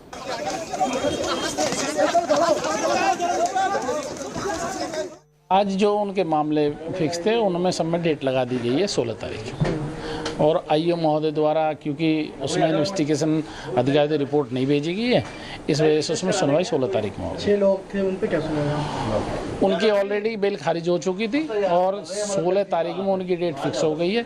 16 तारीख में आज के बाद court खुलेगी, 2 छुट्टियां हैं, 16 तारीख में उनकी सुनवाई होगी। श्रीकांत त्यागी को कुछ दिन और जेल की सलाखों के पीछे रहना पड़ेगा। सूरजपुर कोर्ट ने उसकी जमानत याचिका खारिज कर दी है। दरअसल श्रीकांत त्यागी पर अलग अलग 4 एफआईआर नोएडा पुलिस ने दर्ज की थी, जिसमें पहली एफआईआर सोसाइटी में महिला के साथ छेड़छाड़ करने की दर्ज हुई थी।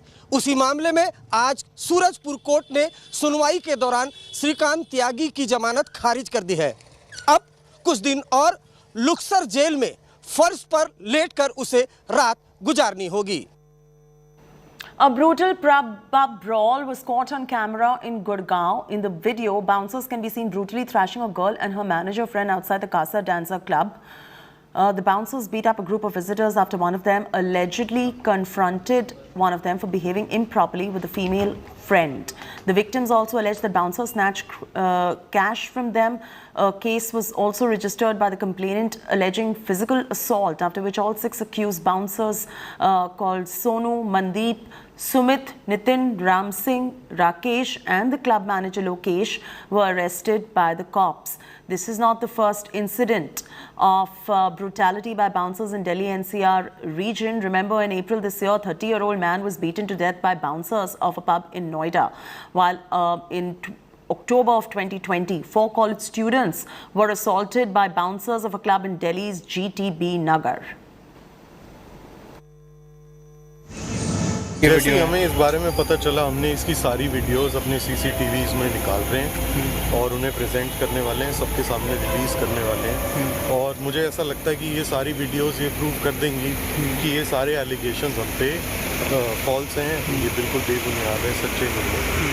और इसके साथ साथ जो बाउंसर्स की लड़ाई कुछ वीडियोस में देखी गई है, उन बाउंसर्स के अगेंस्ट हमने एक एक्शन भी लिया है, उन्हें पुलिस स्टेशन भेजा है और हम लॉ एंड इन्फोर्समेंट के साथ पूरी तरीके से कोऑपरेट कर रहे हैं कि उन पे जो भी एक्शन लेना है, जो भी कैमरे से उन्हें एंगल से हमारी रिकॉर्डिंग्स चाहिए, हम उनके साथ पूरी तरीके से कोऑपरेट करें।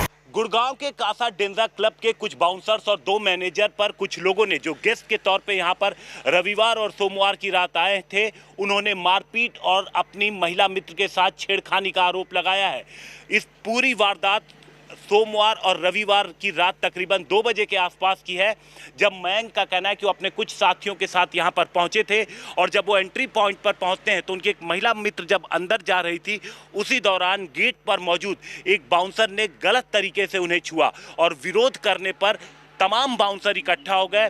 सभी को ढकेल के बाहर की तरफ लाया गया और उनके साथ मारपीट की गई और ज़बरदस्त तरीके से उनके सभी साथियों के साथ मारपीट की गई। इस दौरान कहा जा रहा है कि यहाँ पर एक राह चलते किसी शख्स ने वीडियो बना लिया और जो मयंक के एक दोस्त को व्हाट्सएप पे भेज दिया, जो बाद में मयंक ने पुलिस को दिया। वहीं दूसरी तरफ ये भी कहा जा रहा है कि किसी राह चलते शख्स ने ही पुलिस को फ़ोन किया था और पुलिस मौके पे पहुंची थी और पुलिस ने इस मामले में स्नैचिंग, छेड़खानी और मारपीट की धाराओं के तहत एफआईआर दर्ज कर 6 बाउंसर को गिरफ्तार कर लिया है और इसके अलावा एक मैनेजर को भी गिरफ्तार किया गया है। Slipping into a break when we return, wrestler Divya Kakran, who won a bronze medal for India at the Commonwealth Games, is now the center of AAP versus BJP's political war. Details in just about a bit.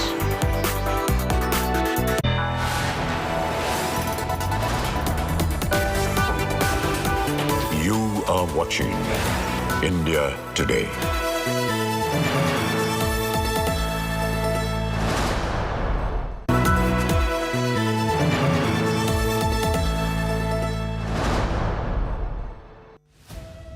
become the next Prime Minister?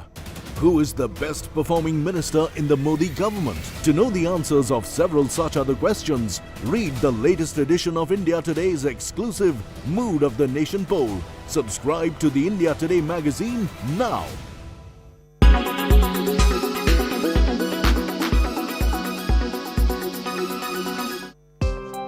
WhatsApp culture has created a stigma in this age and time.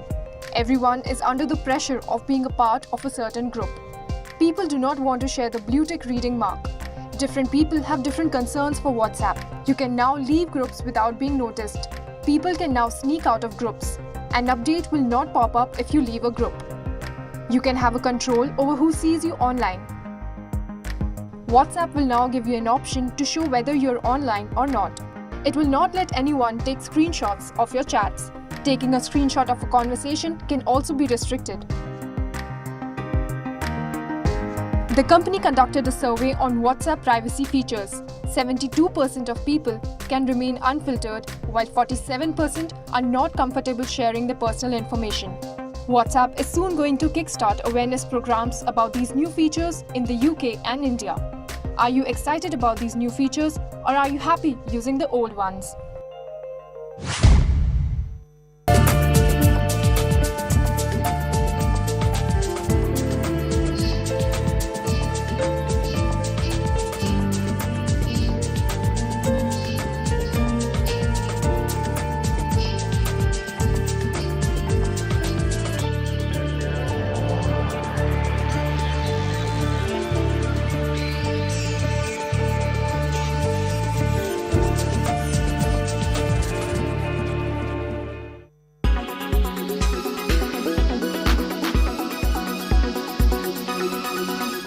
Everyone's busy finding what's trending. You're busy finding out why. India Today, for those who research before reacting. Download the India Today app now. Make your media plan smarter with India Today Live TV on your connected devices.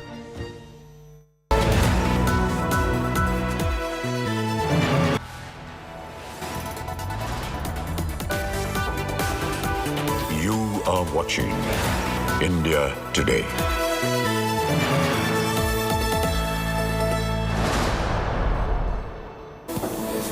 Wrestler Divya Kakran, who won a bronze medal for India at the Commonwealth Games, is now the centre of an AAP versus BJP political war. First, Divya took to social media to say that she did not receive any prize money from the Delhi government despite living in the capital for 20 years.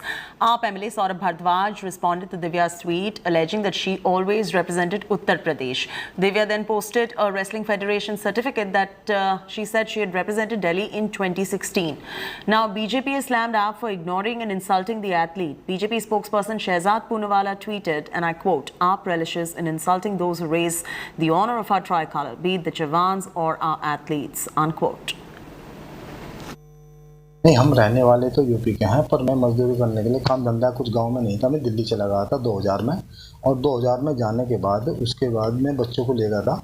2001 के बाद मैं बच्चों को ले गया था और पहली क्लास में दिव्या का वहीं दाखिला हुआ था स्कूल में, सरकारी स्कूल में, और 12वीं तक दिव्या ने दिल्ली से ही करी है। और 2011 से लेकर 2017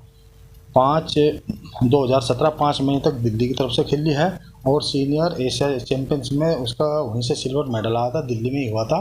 और 2017 के 10वें महीने से फिर वो यूपी से खेलनी चालू हुई थी, और वो 2019 में उसकी फिर रेलवे में नौकरी लग गई थी 3 अगस्त 2019 को, और जब से अब तक हुआ रेलवे से ही खेल लिया है।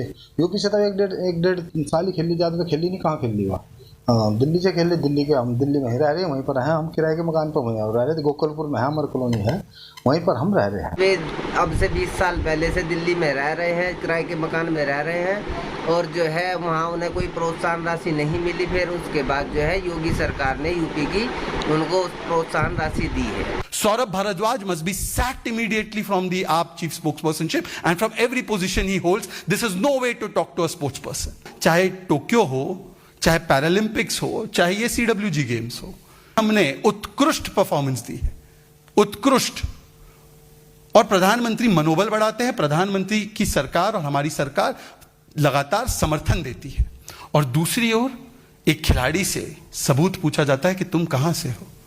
सोचिए आज कि अगर आप दिव्या की जगह पे होते तो किस मनस्थिति से आप आज शायद वो बात भी रखेंगे अपनी, मुझे नहीं पता, उन्होंने सोशल मीडिया पे आप ही के न्यूज़ चैनल से पता चल रहा है, पर सोचिए उसके मन में क्या चल रहा होगा कि मैं खेलती हूं देश के लिए, मैं खेलती हूं तिरंगे के लिए, और एक आम आदमी पार्टी का केजरीवाल जी का खास आदमी जो मुख्य प्रवक्ता है वो कहता है कि तुम बताओ कहां से हो। Aishwarya Paliwal will be joining us in just about a bit for the very latest on this. This is Aam Aadmi Party versus the Bharatiya Janata Party over the athlete wrestler Divya Kakran, who won a bronze for India, and now there's a political fight over the Commonwealth Games medalist. She is now fighting for respect, and that's the appalling state of affairs we're bringing to you at this point of time. She has written in her tweet that she has been living in Delhi for the past 20 years, and she did not receive any kind of prize money from the Delhi government despite living in the capital for the last 20 years. AAP has responded to Divya's tweet alleging that she always represented UP, after which Divya posted a Wrestling Federation certificate which said she represented Delhi in 2016. Now, BJP has slammed AAP for ignoring and insulting the athlete. Slipping into a break, when we return, incessant rainfall is leading to major landslides across North India. Dramatic and distressing images coming up.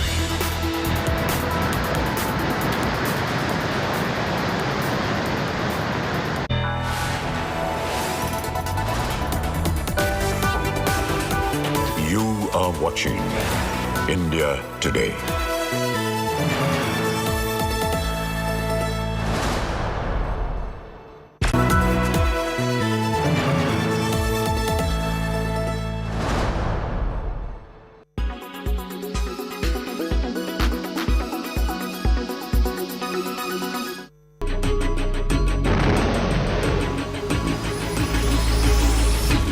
China-Taiwan relationship has always been cold. This is not the first time that China has attacked Taiwan Strait. It has happened in the past as well. The Republic of China established its government in Taiwan. It was recognized by the United States as the legitimate government for the whole of China. America did not jump into this war until China extended its support to North Korea in the 1950 Korean War. America was supporting South Korea. It sent its 7th Fleet into the Taiwan Strait. Since then, Taiwan has been under American protection. China wanted to check America's commitment to protect Taiwan. In 1958, the People's Republic of China again tried to capture Taiwan in the name of liberating it from the Chinese Nationalist Party. America had already passed the Formosa Resolution in 1955, giving it the authority to defend Taiwan. Once again, America helped Taiwan with its naval warships. Soon after, the PRC announced a unilateral ceasefire. The United States did not oppose the One China policy, which started in the Shanghai Communique of 1972. It acknowledged that Chinese on either side of the Taiwan Strait maintain there is one China and that Taiwan is part of China. This stopped the United States from getting a visa in Taiwan. A series of missile tests were conducted by the PRC near Taiwan. The 1995-96 Taiwan Strait crisis escalated after this. America responded to the PRC by bringing additional battleships and 2 aircraft carriers.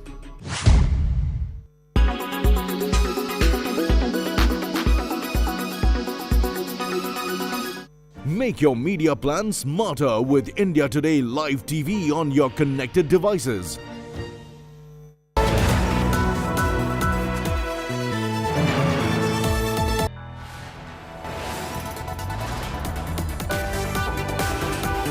You are watching India Today.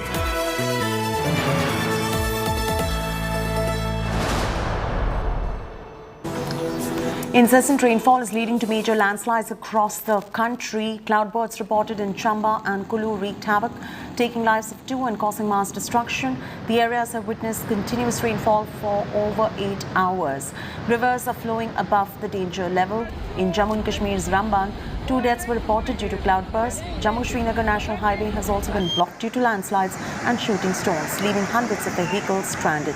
Notably, the Jammu-Srinagar Highway is the sole all-weather road that connects Kashmir to the rest of the country. Similar scenes were seen in several other parts of the country. In Kulu, heavy rainfall left many houses damaged, while in Himachal's Mandi, roads were seen submerged in water after heavy rainfall. So you can see how the lives are lost, properties have been damaged. We're getting you visuals from Kulu, Mandi and many other places. This visual you see is from Chamba in Himachal Pradesh. Just take a look at what is happening over there in Chamba. Rainfall has wreaked havoc across the country, and we're bringing you all these visuals where cloudburst has brought Chamba to its knees. Lives have been lost. Properties have been damaged in Chamba, and this is the impact of the heavy rainfall in Chamba in Himachal Pradesh. You can see that cloudburst has also killed 2 people in Jammu and Kashmir's Ramban. The national highway has been blocked. Rainfall has wreaked havoc across the country. We're bringing you these visuals on your screens from Chamba in Himachal Pradesh. This is the Ramban visual that you're seeing in Jammu and Kashmir, where similar scenes of destruction were witnessed due to heavy rainfall in Jammu and Kashmir's Ramban. 2 people have died already, and the Jammu-Srinagar National Highway is blocked for the moment. Now let's get you the visuals from Kulu as well. Situation quite bad in Kulu too. It's been raining incessantly, and it's caused major devastation and destruction of property. You can see that. There you go. Dramatic visuals on your screens right now. This is from Kulu in Himachal Pradesh. You can see how that entire structure just collapsed because of the heavy rainfall and the flooding that has been caused due to heavy rainfall as well. This is Kulu on your screens right now in Himachal Pradesh.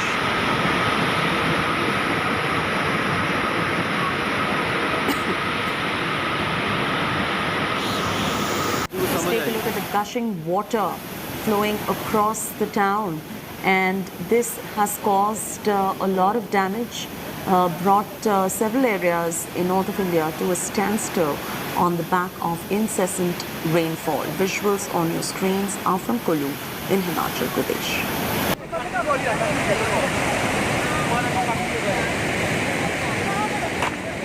You can see the scale of destruction and devastation on your screens as well. You can see cars that are struck in these structures. Just look at the way it collapses. There you go. This is the manner in which the destruction is taking place. This is on the back of incessant rainfall that Kulu has been witnessing.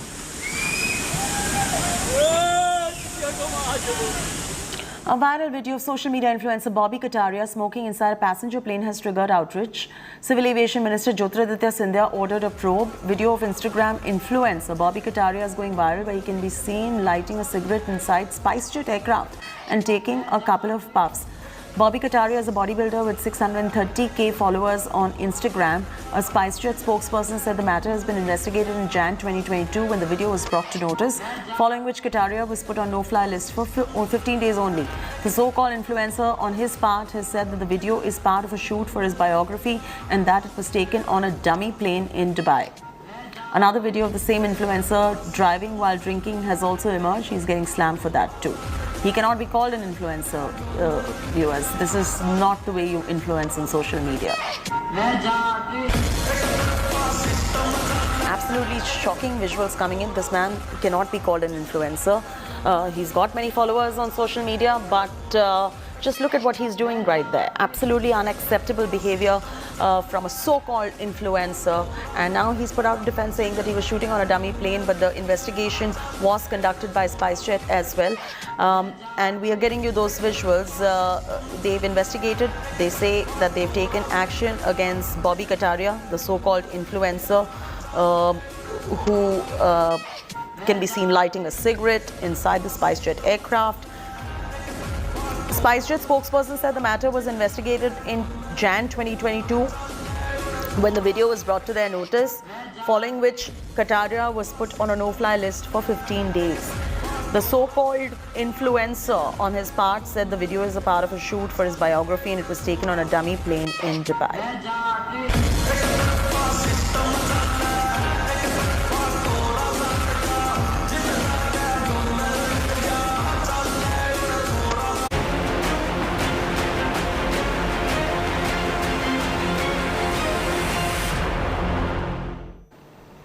Biggest clash of Bollywood between Aamir Khan starrer Lal Singh Chaddha and Akshay Kumar's Raksha Bandhan.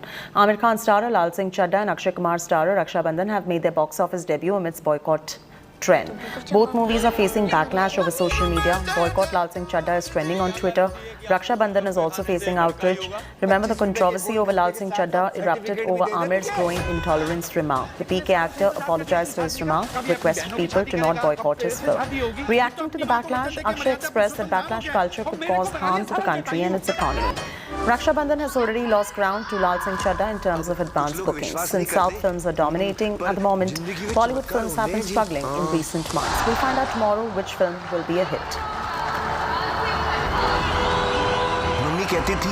Now talking again about the movie Lal Singh Chaddha, Aamir Khan is making a comeback after 4 years, and that is why his fans are very much excited. Here in the, I'm standing here in the Delhi, and in Connaught Place we can see that there are various screens available for Raksha Bandhan and Lal Singh Chaddha as well, where Raksha Bandhan has 2 shows today and Lal Singh Chaddha has 3 shows today. This is Aamir Khan's movie, so I basically like Aamir Khan very much, so that's why I see this movie. And Aamir Khan made after 4 years this movie, so I am very excited to watch this movie. बस जाना था first day first show because it's Aamir Khan देखने थे. Now we'll have to see that Akshay Kumar, his fans are happy by his movie, because we have seen that his fans were disappointed by the movie Prithviraj Chauhan, despite by the fact that there was a lot of promotion done of the movie Samrat Prithviraj Chauhan. This is since it is a holiday today, it is Raksha Bandhan, it is a weekend, so more and more people are coming on here, and as experts are saying that on the spot booking will be observed more of this movie. But the entire picture will be clear only when the digits of the box office are released in a week. With camera person Dalveer Singh, this is Tejri Purandare reporting for India Today from Delhi.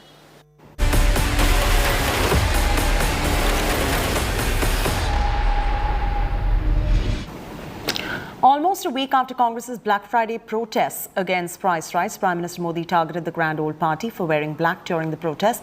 Congress hit back at the Prime Minister over Kala Jadoo comment and tweeted an image of Prime Minister Modi in black clothes. The party also targeted Prime Minister on the issue of black money. Here's a report.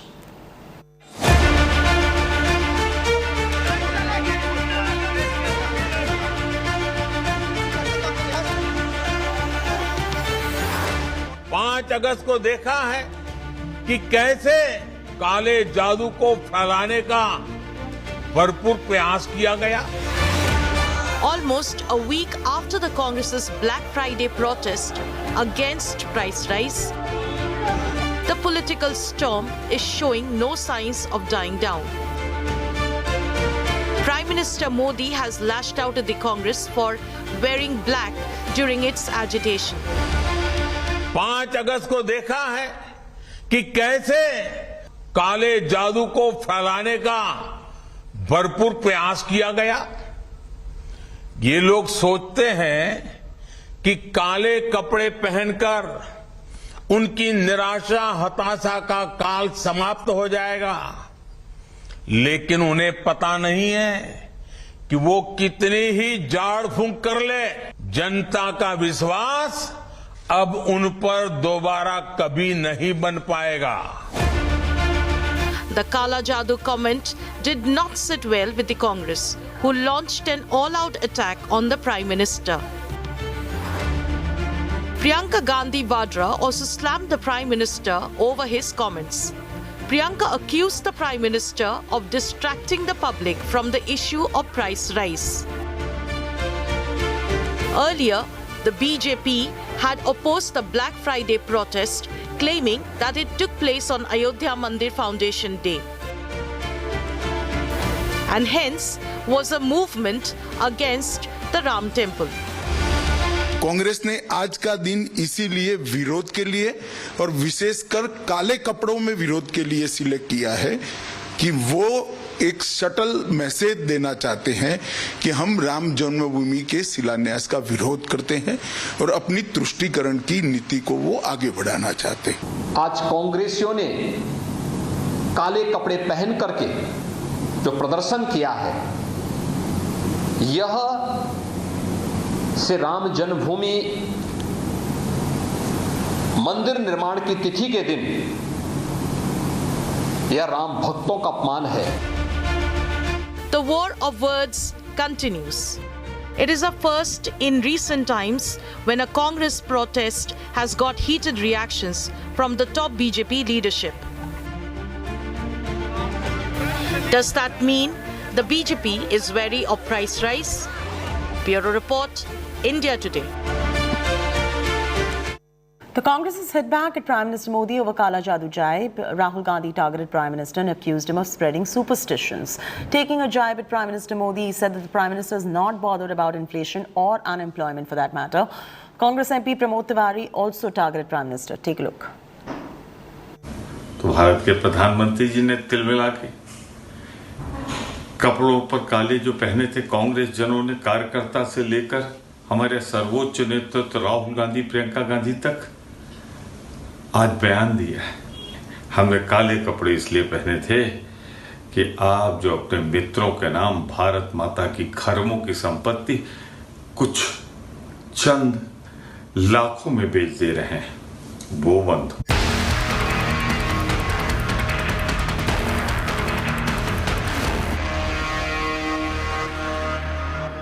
Supreme Court's stern observation on freebies in polls. The apex court observed that promising and distribution of freebies by political parties during poll season is a serious issue as the economy is losing money due to this. The court also said there is a need for committee and debate on freebies, emphasizing that fiscal responsibility is necessary.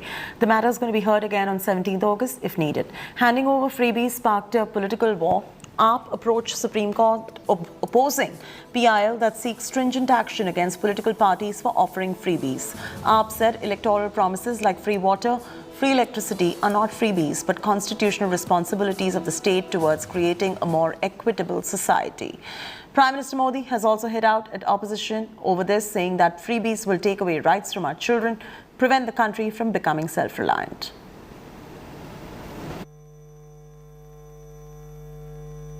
अगर राजनीति में ही स्वार्थ होगा तो कोई भी आकर petrol diesel भी मुफ्त देने की घोषणा कर सकता है।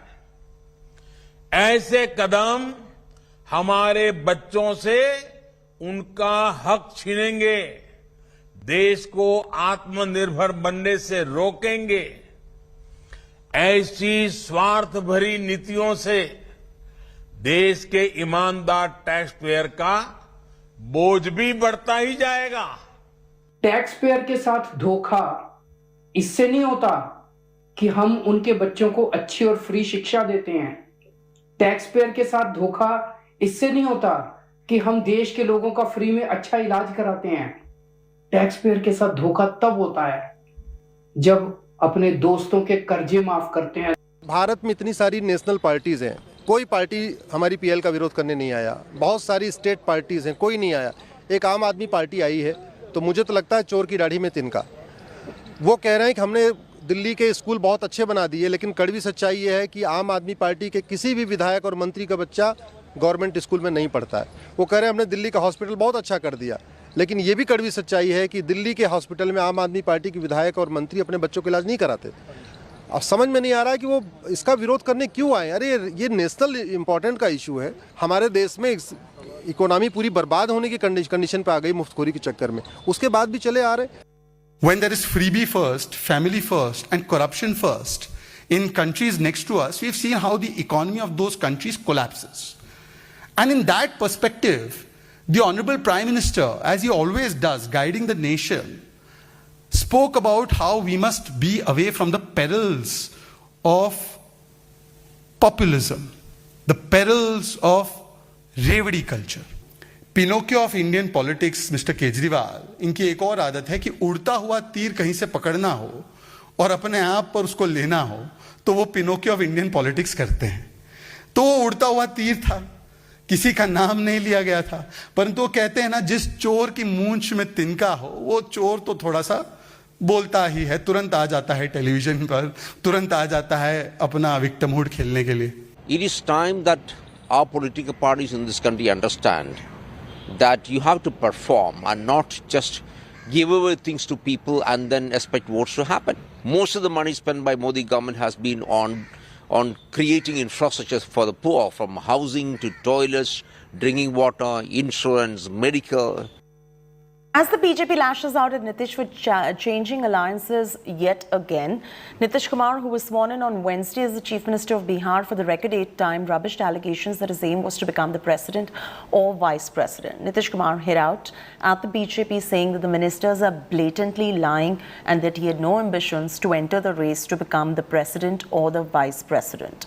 Meanwhile, allegations against Nitish fly thick and fast as the Assam Chief Minister launched a scathing attack on Nitish Kumar.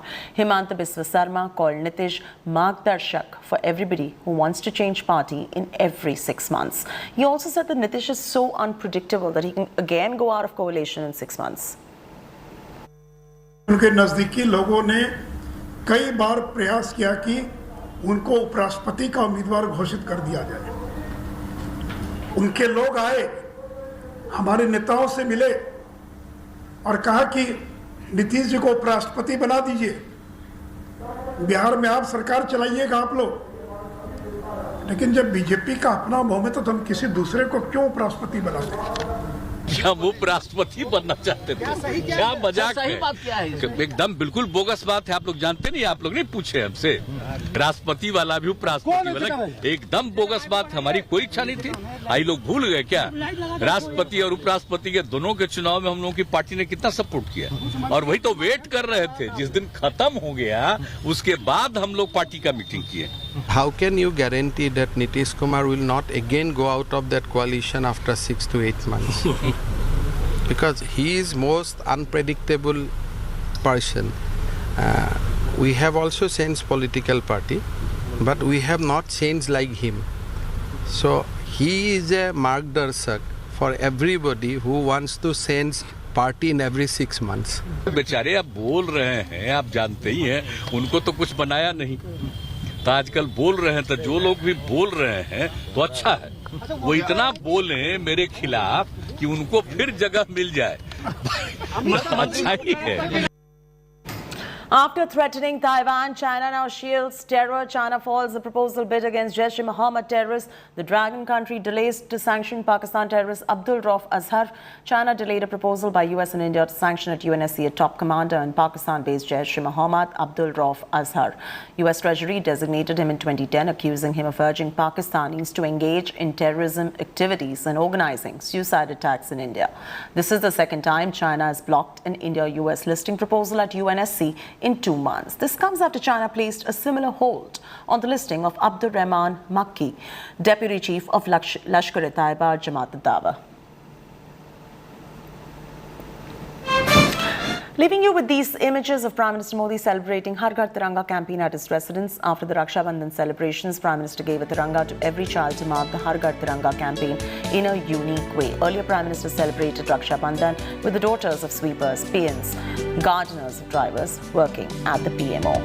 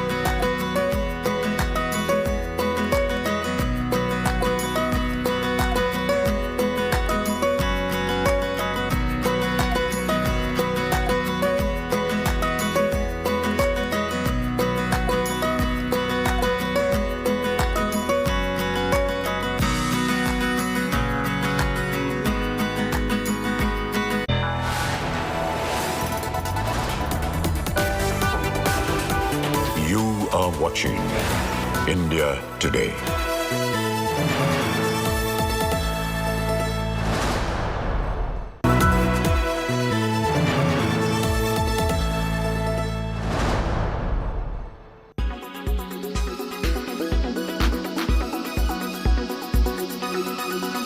What has happened with Basavaraj Bommai? Why is Basavaraj Bommai in the proverbial doghouse, as they say? Why is he in trouble? Why is the high command of the BJP unhappy with Basavaraj Bommai? Reason number one, they're unhappy with Bommai's performance. They're just unhappy with what he's been doing for the last 1 year and what he's achieved. Reason number two, he doesn't wield any influence within the BJP and he hasn't built up that influence enough to fight this upcoming election, is what is speculated by those within the party. Reason number three, the BJP has lost a bipole in its Hangal stronghold and that is being pegged on Bommai. Reason number four, the handling of the BJP worker Praveen Nettaru's murder in Dakshin Kannada is being seen as a failure by Bommai personally. Reason number five, he's not recognized as an influential Lingayat face like his predecessor B.S. Yediyurappa was.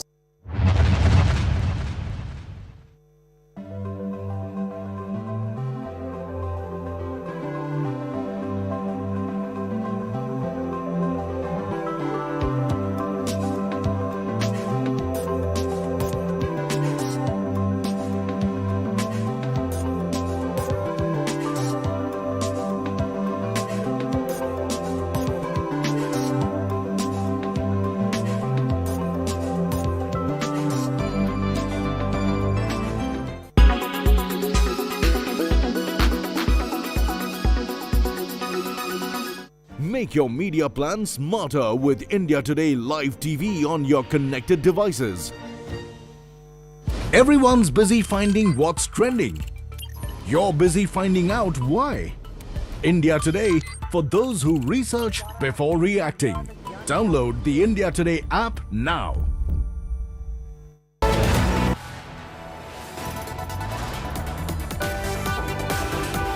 You are watching India Today.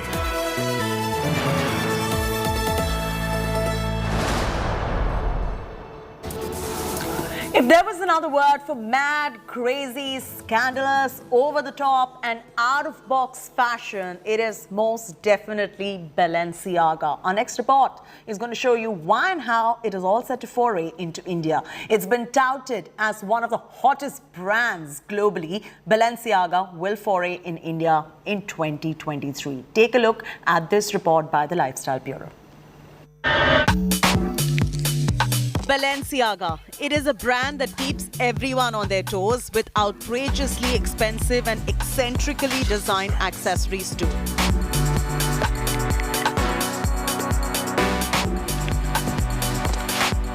Not just that, the fashion shows have the town talking. Creativity is at the core with Demna at the helm of affairs. We've all seen destroyed sneakers, Crocs with heels, and if that did not qualify as scandalous enough, they recently launched a trash pouch for sale. This months after it was first showcased at creative director Demna Gwasalia's Winter 2022 show. Inspired by a garbage bag, it retails for $1,790 or 1,400 pounds. You can now feel free to carry a trash pouch for your next black tie event or not.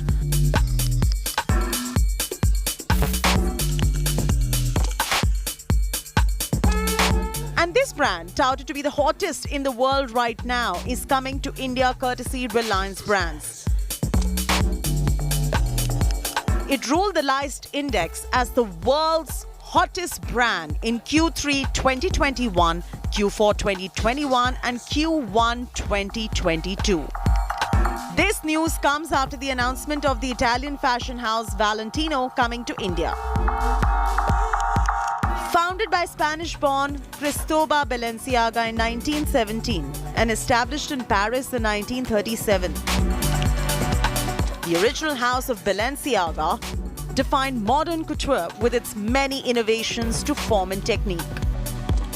Ever since Demna came on board in 2015, he's been pushing the boundaries with his creativity. Today, Balenciaga is helmed by the Georgian fashion designer Demna. The luxury house recently made waves with a star-packed haute couture show with the likes of Kim Kardashian, Dua Lipa, Nicole Kidman, Naomi Campbell and Bella Hadid walking the runway. A recent global data report pegged the Indian luxury apparel market to expand from $1.1 billion in 2022 to $1.4 billion in 2025. And that's good news for Indian luxury and the luxurious brands that are looking to make their foray into India. In New Delhi, Chaiti Narula for India Today. All right, that's it from me, Chaiti Narula, on this bulletin. Keep watching India Today. See you in just about a bit with the top headlines.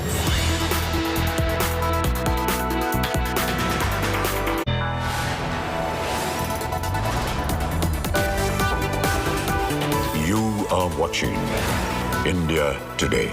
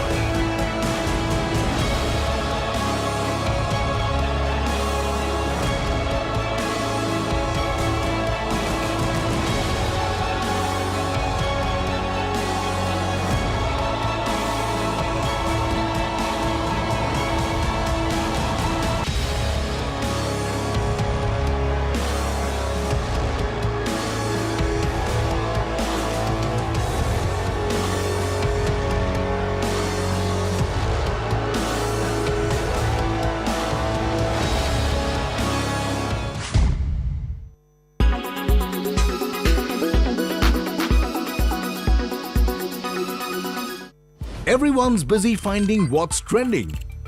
You're busy finding out why. India Today, for those who research before reacting. Download the India Today app now. Make your media plan smarter with India Today Live TV on your connected devices. If you were told as a young man that this is how it will pan out, would you say that on reflection you would say, I would take it, the lot that I've had, what I've created over the last few decades? I think that experience of learning everything from the bottom has really helped me in terms of understanding how things work at the bottom. And from then on the business grew, and a lot of issues to do with the family, large family, my father, 3 of my uncles, and then followed by 5 of my cousins in the same company, made it very complex. So how do you untangle yourself in a large family was a big challenge for me, which I took 2 to 3 years. I had to show a lot of patience, but ultimately that also worked out, and that led to formation of Marico in the year 1990, which gave me a fantastic opportunity to build a culture of FMCG company, recruit the right talent, and then over a period of time scale the business. So sorry.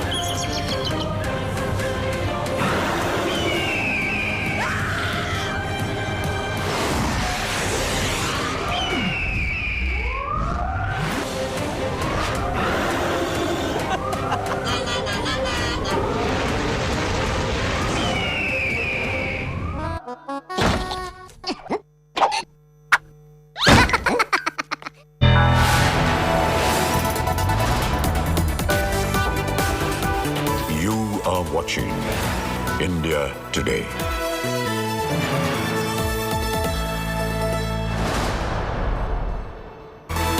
Very good evening and thanks for being with us on India Today. I'm Chaiti Narula joining you with all top stories. Let's start with the headlines first.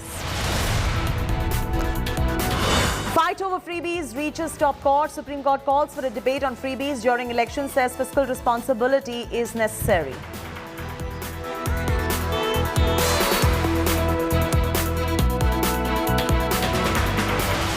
Three accused arrested in connection with brutal murder of BJP worker Praveen Netaru. Cop se PFI link cannot be ruled out.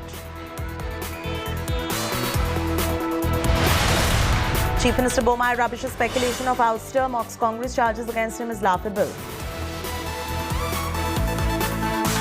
I'm not going to give much importance to it. I have become Sthita Prajna.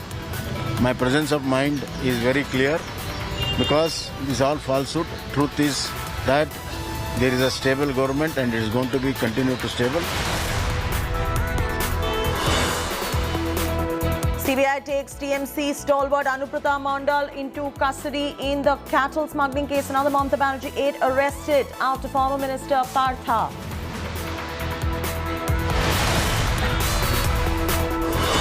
Political showdown over Prime Minister Modi's Kala Jadoo taunt over Congress's Black Friday protest. Rahul Gandhi hits back, says Prime Minister spreading superstitious things like black magic.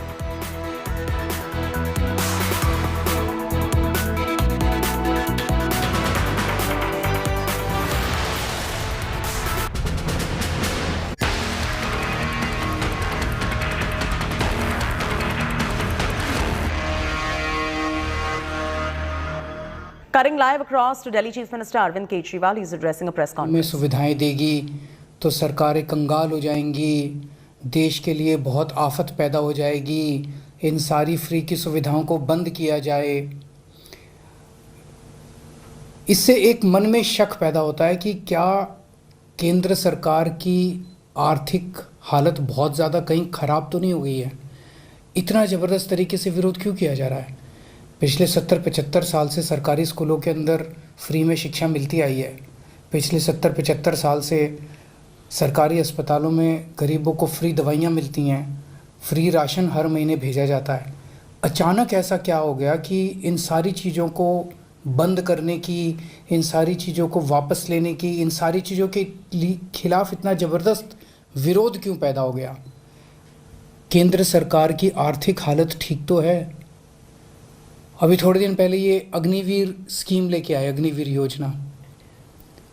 Agniveer योजना जब लेके आए तो कहा गया कि अग्निवीर योजना लाने की ज़रूरत इसलिए पड़ी क्योंकि सैनिकों का जो पेंशन का खर्चा है, सैनिकों का जो पेंशन का बिल है, वो इतना ज़्यादा बढ़ गया है कि केंद्र सरकार उसको बर्दाश्त नहीं कर पा रही। आज़ादी के बाद से आज तक पहली बार ऐसा हुआ है कि कोई केंद्र सरकार ये कह रही है कि हमारे से सैनिकों की पेंशन का बिल बर्दाश्त नहीं किया जा रहा। आज तक कभी किसी सरकार ने ये नहीं कहा कि देश की सुरक्षा के लिए पैसे की कमी पड़ गई है। आज तक किसी सरकार ने ये नहीं कहा कि सैनिकों की पेंशन का पैसा हम नहीं दे पा रहे हैं। सैनिकों को पेंशन दे के हम एहसान नहीं करते। सैनिक हमारे ऊपर एहसान करते हैं जब वो बॉर्डर के ऊपर अपनी जान दांव पे लगाते हैं। ऐसा क्या हो गया केंद्र सरकार को कि केंद्र सरकार के ऊपर केंद्र सरकार अब सैनिकों के पेंशन की बिल भी, पेंशन, सैनिकों का पेंशन भी देने की हालत में नहीं बची है और उन्होंने उस पेंशन के बिल को ख़त्म करने के लिए अग्निवीर योजना लेके आए हैं। अभी कुछ दिन पहले कहा गया कि हर 5-5 साल में केंद्र सरकार केंद्रीय कर्मचारियों के लिए एक वेतन आयोग बनाती है। 8वां वेतन आयोग अभी बनने वाला था। 8वां वेतन आयोग केंद्र सरकार ने कहा है कि अब हम 8वां वेतन आयोग नहीं बनाएंगे। 8वां वेतन आयोग क्यों नहीं, हर 10-10 साल में बनता है। 8वां वेतन आयोग क्यों नहीं बनाएंगे? कह रहे हैं कि हमारे पास पैसा नहीं है, पैसे की कमी है। केंद्र सरकार के पास अपने केंद्र के कर्मचारियों का वेतन बढ़ाने के लिए भी पैसा नहीं बचा। कहाँ गया केंद्र सरकार का सारा पैसा? ऐसा केंद्र सरकार की इतनी बुरी क्या हालत हो गई है कि केंद्र सरकार के पास अपने कर्मचारियों को जो हर बार बढ़ाया जाता था, वेतन आयोग बिठाया जाता था, वो भी नहीं बिठा रहे। मनरेगा, देश के गरीब से गरीब आदमी जिसके घर में कुछ भी नहीं होता, उस व्यक्ति को सरकार साल में 100 दिन की दिहाड़ी का पैसा देती है। 100 दिन का काम देती है और फिर 100 दिन का पैसा देती है दिहाड़ी के हिसाब से। केंद्र सरकार कह रही है हमारे पास वो पैसा भी नहीं है देने के लिए। पिछले साल के मुकाबले इस साल उस पैसे में 25% की कटौती कर दी गई है। देश के सबसे गरीब, सबसे मजदूर आदमी, किसान मजदूर, रिमोट इलाकों में जो देश में रहते हैं, गांव में रहते हैं, वो लोग दिहाड़ी के हिसाब से साल में 100 दिन की दिहाड़ी करते थे और सरकार उनको गड्ढे खोदने का काम करते थे, कहीं कुछ सड़क बनाने का काम करते थे, उनको सरकार 100 दिन की दिहाड़ी दिया करती थी। उसमें भी कटौती कर दी गई है। सरकार कह रही है पैसा नहीं है। केंद्र सरकार जितना टैक्स इकट्ठा करती है देश भर से, उसमें से एक हिस्सा राज्यों को देती है। अभी तक ये था कि 42% उस टैक्स का हिस्सा राज्यों को देना होता था। पिछले कुछ वर्षों में ये भी घटा के 29-30% कर दिया गया है। राज्यों को जो पैसा केंद्र सरकार देती है उसकी भी कमी कर दी गई है। कह रहे हैं पैसा नहीं है। आखिर गया कहाँ केंद्र सरकार का सारा पैसा? 2014 में जितना टैक्स इकट्ठा करती थी केंद्र सरकार, उससे तो दुगना तिगुना टैक्स इकट्ठा हो रहा है आज की डेट में। ये सारा पैसा जा कहाँ रहा है? आज़ादी के बाद से आज तक 75 साल मना रहे हैं हम आज़ादी के। पहली बार एक गरीब आदमी की गेहूं और चावल के ऊपर टैक्स लगाया गया, खाने पीने की चीज़ों पे टैक्स लगाया गया है। कभी नहीं लगाया, किसी सरकार ने नहीं लगाया। सबसे क्रूर चीज है ये। एक बिल्कुल गरीब आदमी, एक भिखारी जिसके पास कुछ नहीं होता, वो भी मार्केट से जब गेहूं और चावल अब खरीद के लाएगा, उसको उस पर टैक्स देना पड़ेगा। किसी सरकार ने इतना क्रूर कदम नहीं उठाया था।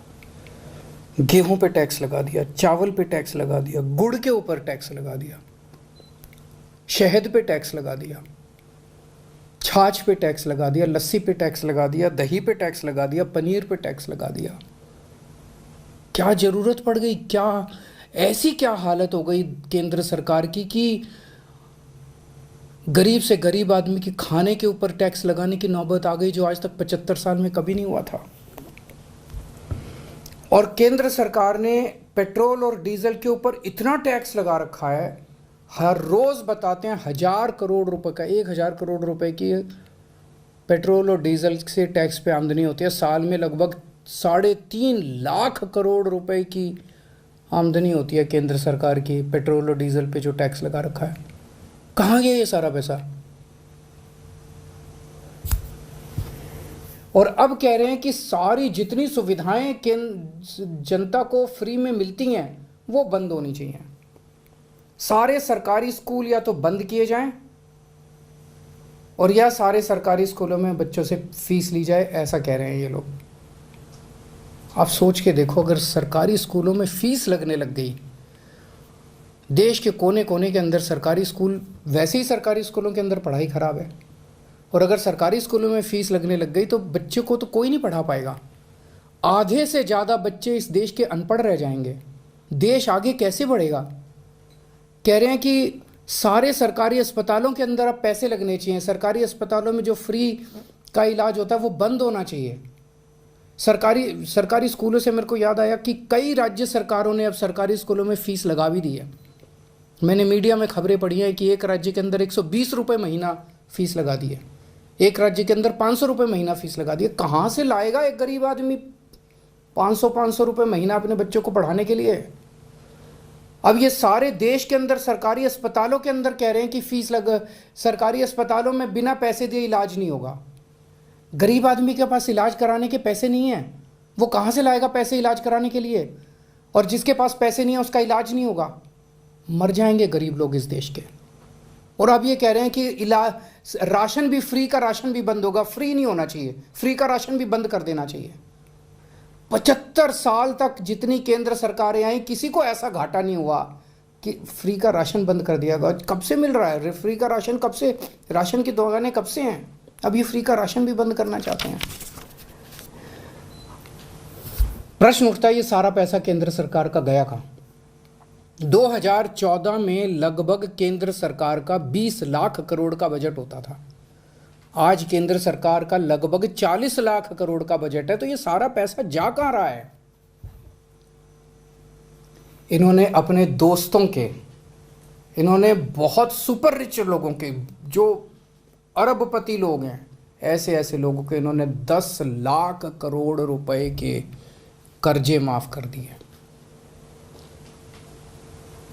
सरकारी पैसे से इन्होंने, इनमें जितने के कर्जे माफ किए, कई इनके दोस्त हैं, सरकारी पैसे से इन लोगों ने सुपर रिच लोगों के, अरबपति लोगों के 10 लाख करोड़ रुपए के कर्जे माफ कर दिए। किसी के 7,000 करोड़ रुपए माफ कर दिए, किसी के 10,000 करोड़ रुपए माफ कर दिए, किसी के 5,000 करोड़ रुपए माफ कर दिए। क्यों? अगर ये कर्जे माफ नहीं किए जाते, इतने करोड़ों करोड़ों हजारों लाखों करोड़ रुपए के अगर कर्जे माफ नहीं किए जाते, तो इनको खाने पीने की चीज़ों के ऊपर टैक्स लगाने की ज़रूरत नहीं पड़ती। अगर ये लाखों करोड़ों रुपए के कर्जे माफ़ नहीं किए जाते, तो आज इनके पास सेना के जवानों की पेंशन देने के लिए पैसे की कमी नहीं पड़ती। अगर इनको ये लाखों करोड़ रुपए के कर्जे नहीं दिए जाते, तो इस तरह की देश की हालत नहीं होती। एक और चीज़ पता चली है, अरबपति सुपर रिच लोगों के, इन्होंने बड़ी बड़ी कंपनियों के 5 लाख करोड़ रुपए का टैक्स माफ कर दिया। एक तरफ तो कर्जे माफ कर दिए और दूसरी तरफ इनसे जो टैक्स लेना था वो टैक्स माफ कर दिया। गरीब आदमी पे टैक्स लगा दिया। आपके गेहूं, आपके चावल, आपकी दही, आपकी छाछ, आपकी लस्सी, आपकी गुड़, आपकी शहद के ऊपर टैक्स लगा दिया। बड़े बड़े अमीर लोगों के 5 लाख करोड़ रुपए के, पिछले कुछ सालों में 5 लाख करोड़ रुपए के इन्होंने टैक्स माफ कर दिए। इन्होंने छूट दे दी इनको। इस देश का आम नागरिक आज ठगा हुआ महसूस कर रहा है। इस देश का आम नागरिक आज धोखा महसूस कर रहा है। ऐसे देश आत्मनिर्भर कैसे बनेगा? ऐसे तो अपने देश के युवाओं का और बच्चों का भविष्य अंधकार में है। अगर ये देश कुछ चंद लोगों के लिए चलेगा, अगर सारा सरकारी पैसा कुछ चंद लोगों पे उड़ाया जाएगा, तो देश आगे कैसे बढ़ेगा? नमस्कार। Well, Arvind Kejriwal, the Chief Minister of Delhi, hitting out at the centre over multiple issues of taxation on food, on many other issues that he's hit out on, the rising inflation levels, on healthcare services for the poor, many issues. He's really hit out at the center. In fact, earlier we had some reactions on the same story from the Bharatiya Janata Party. We will be playing that for you in moments from now, that particular reaction, but that's the latest coming in.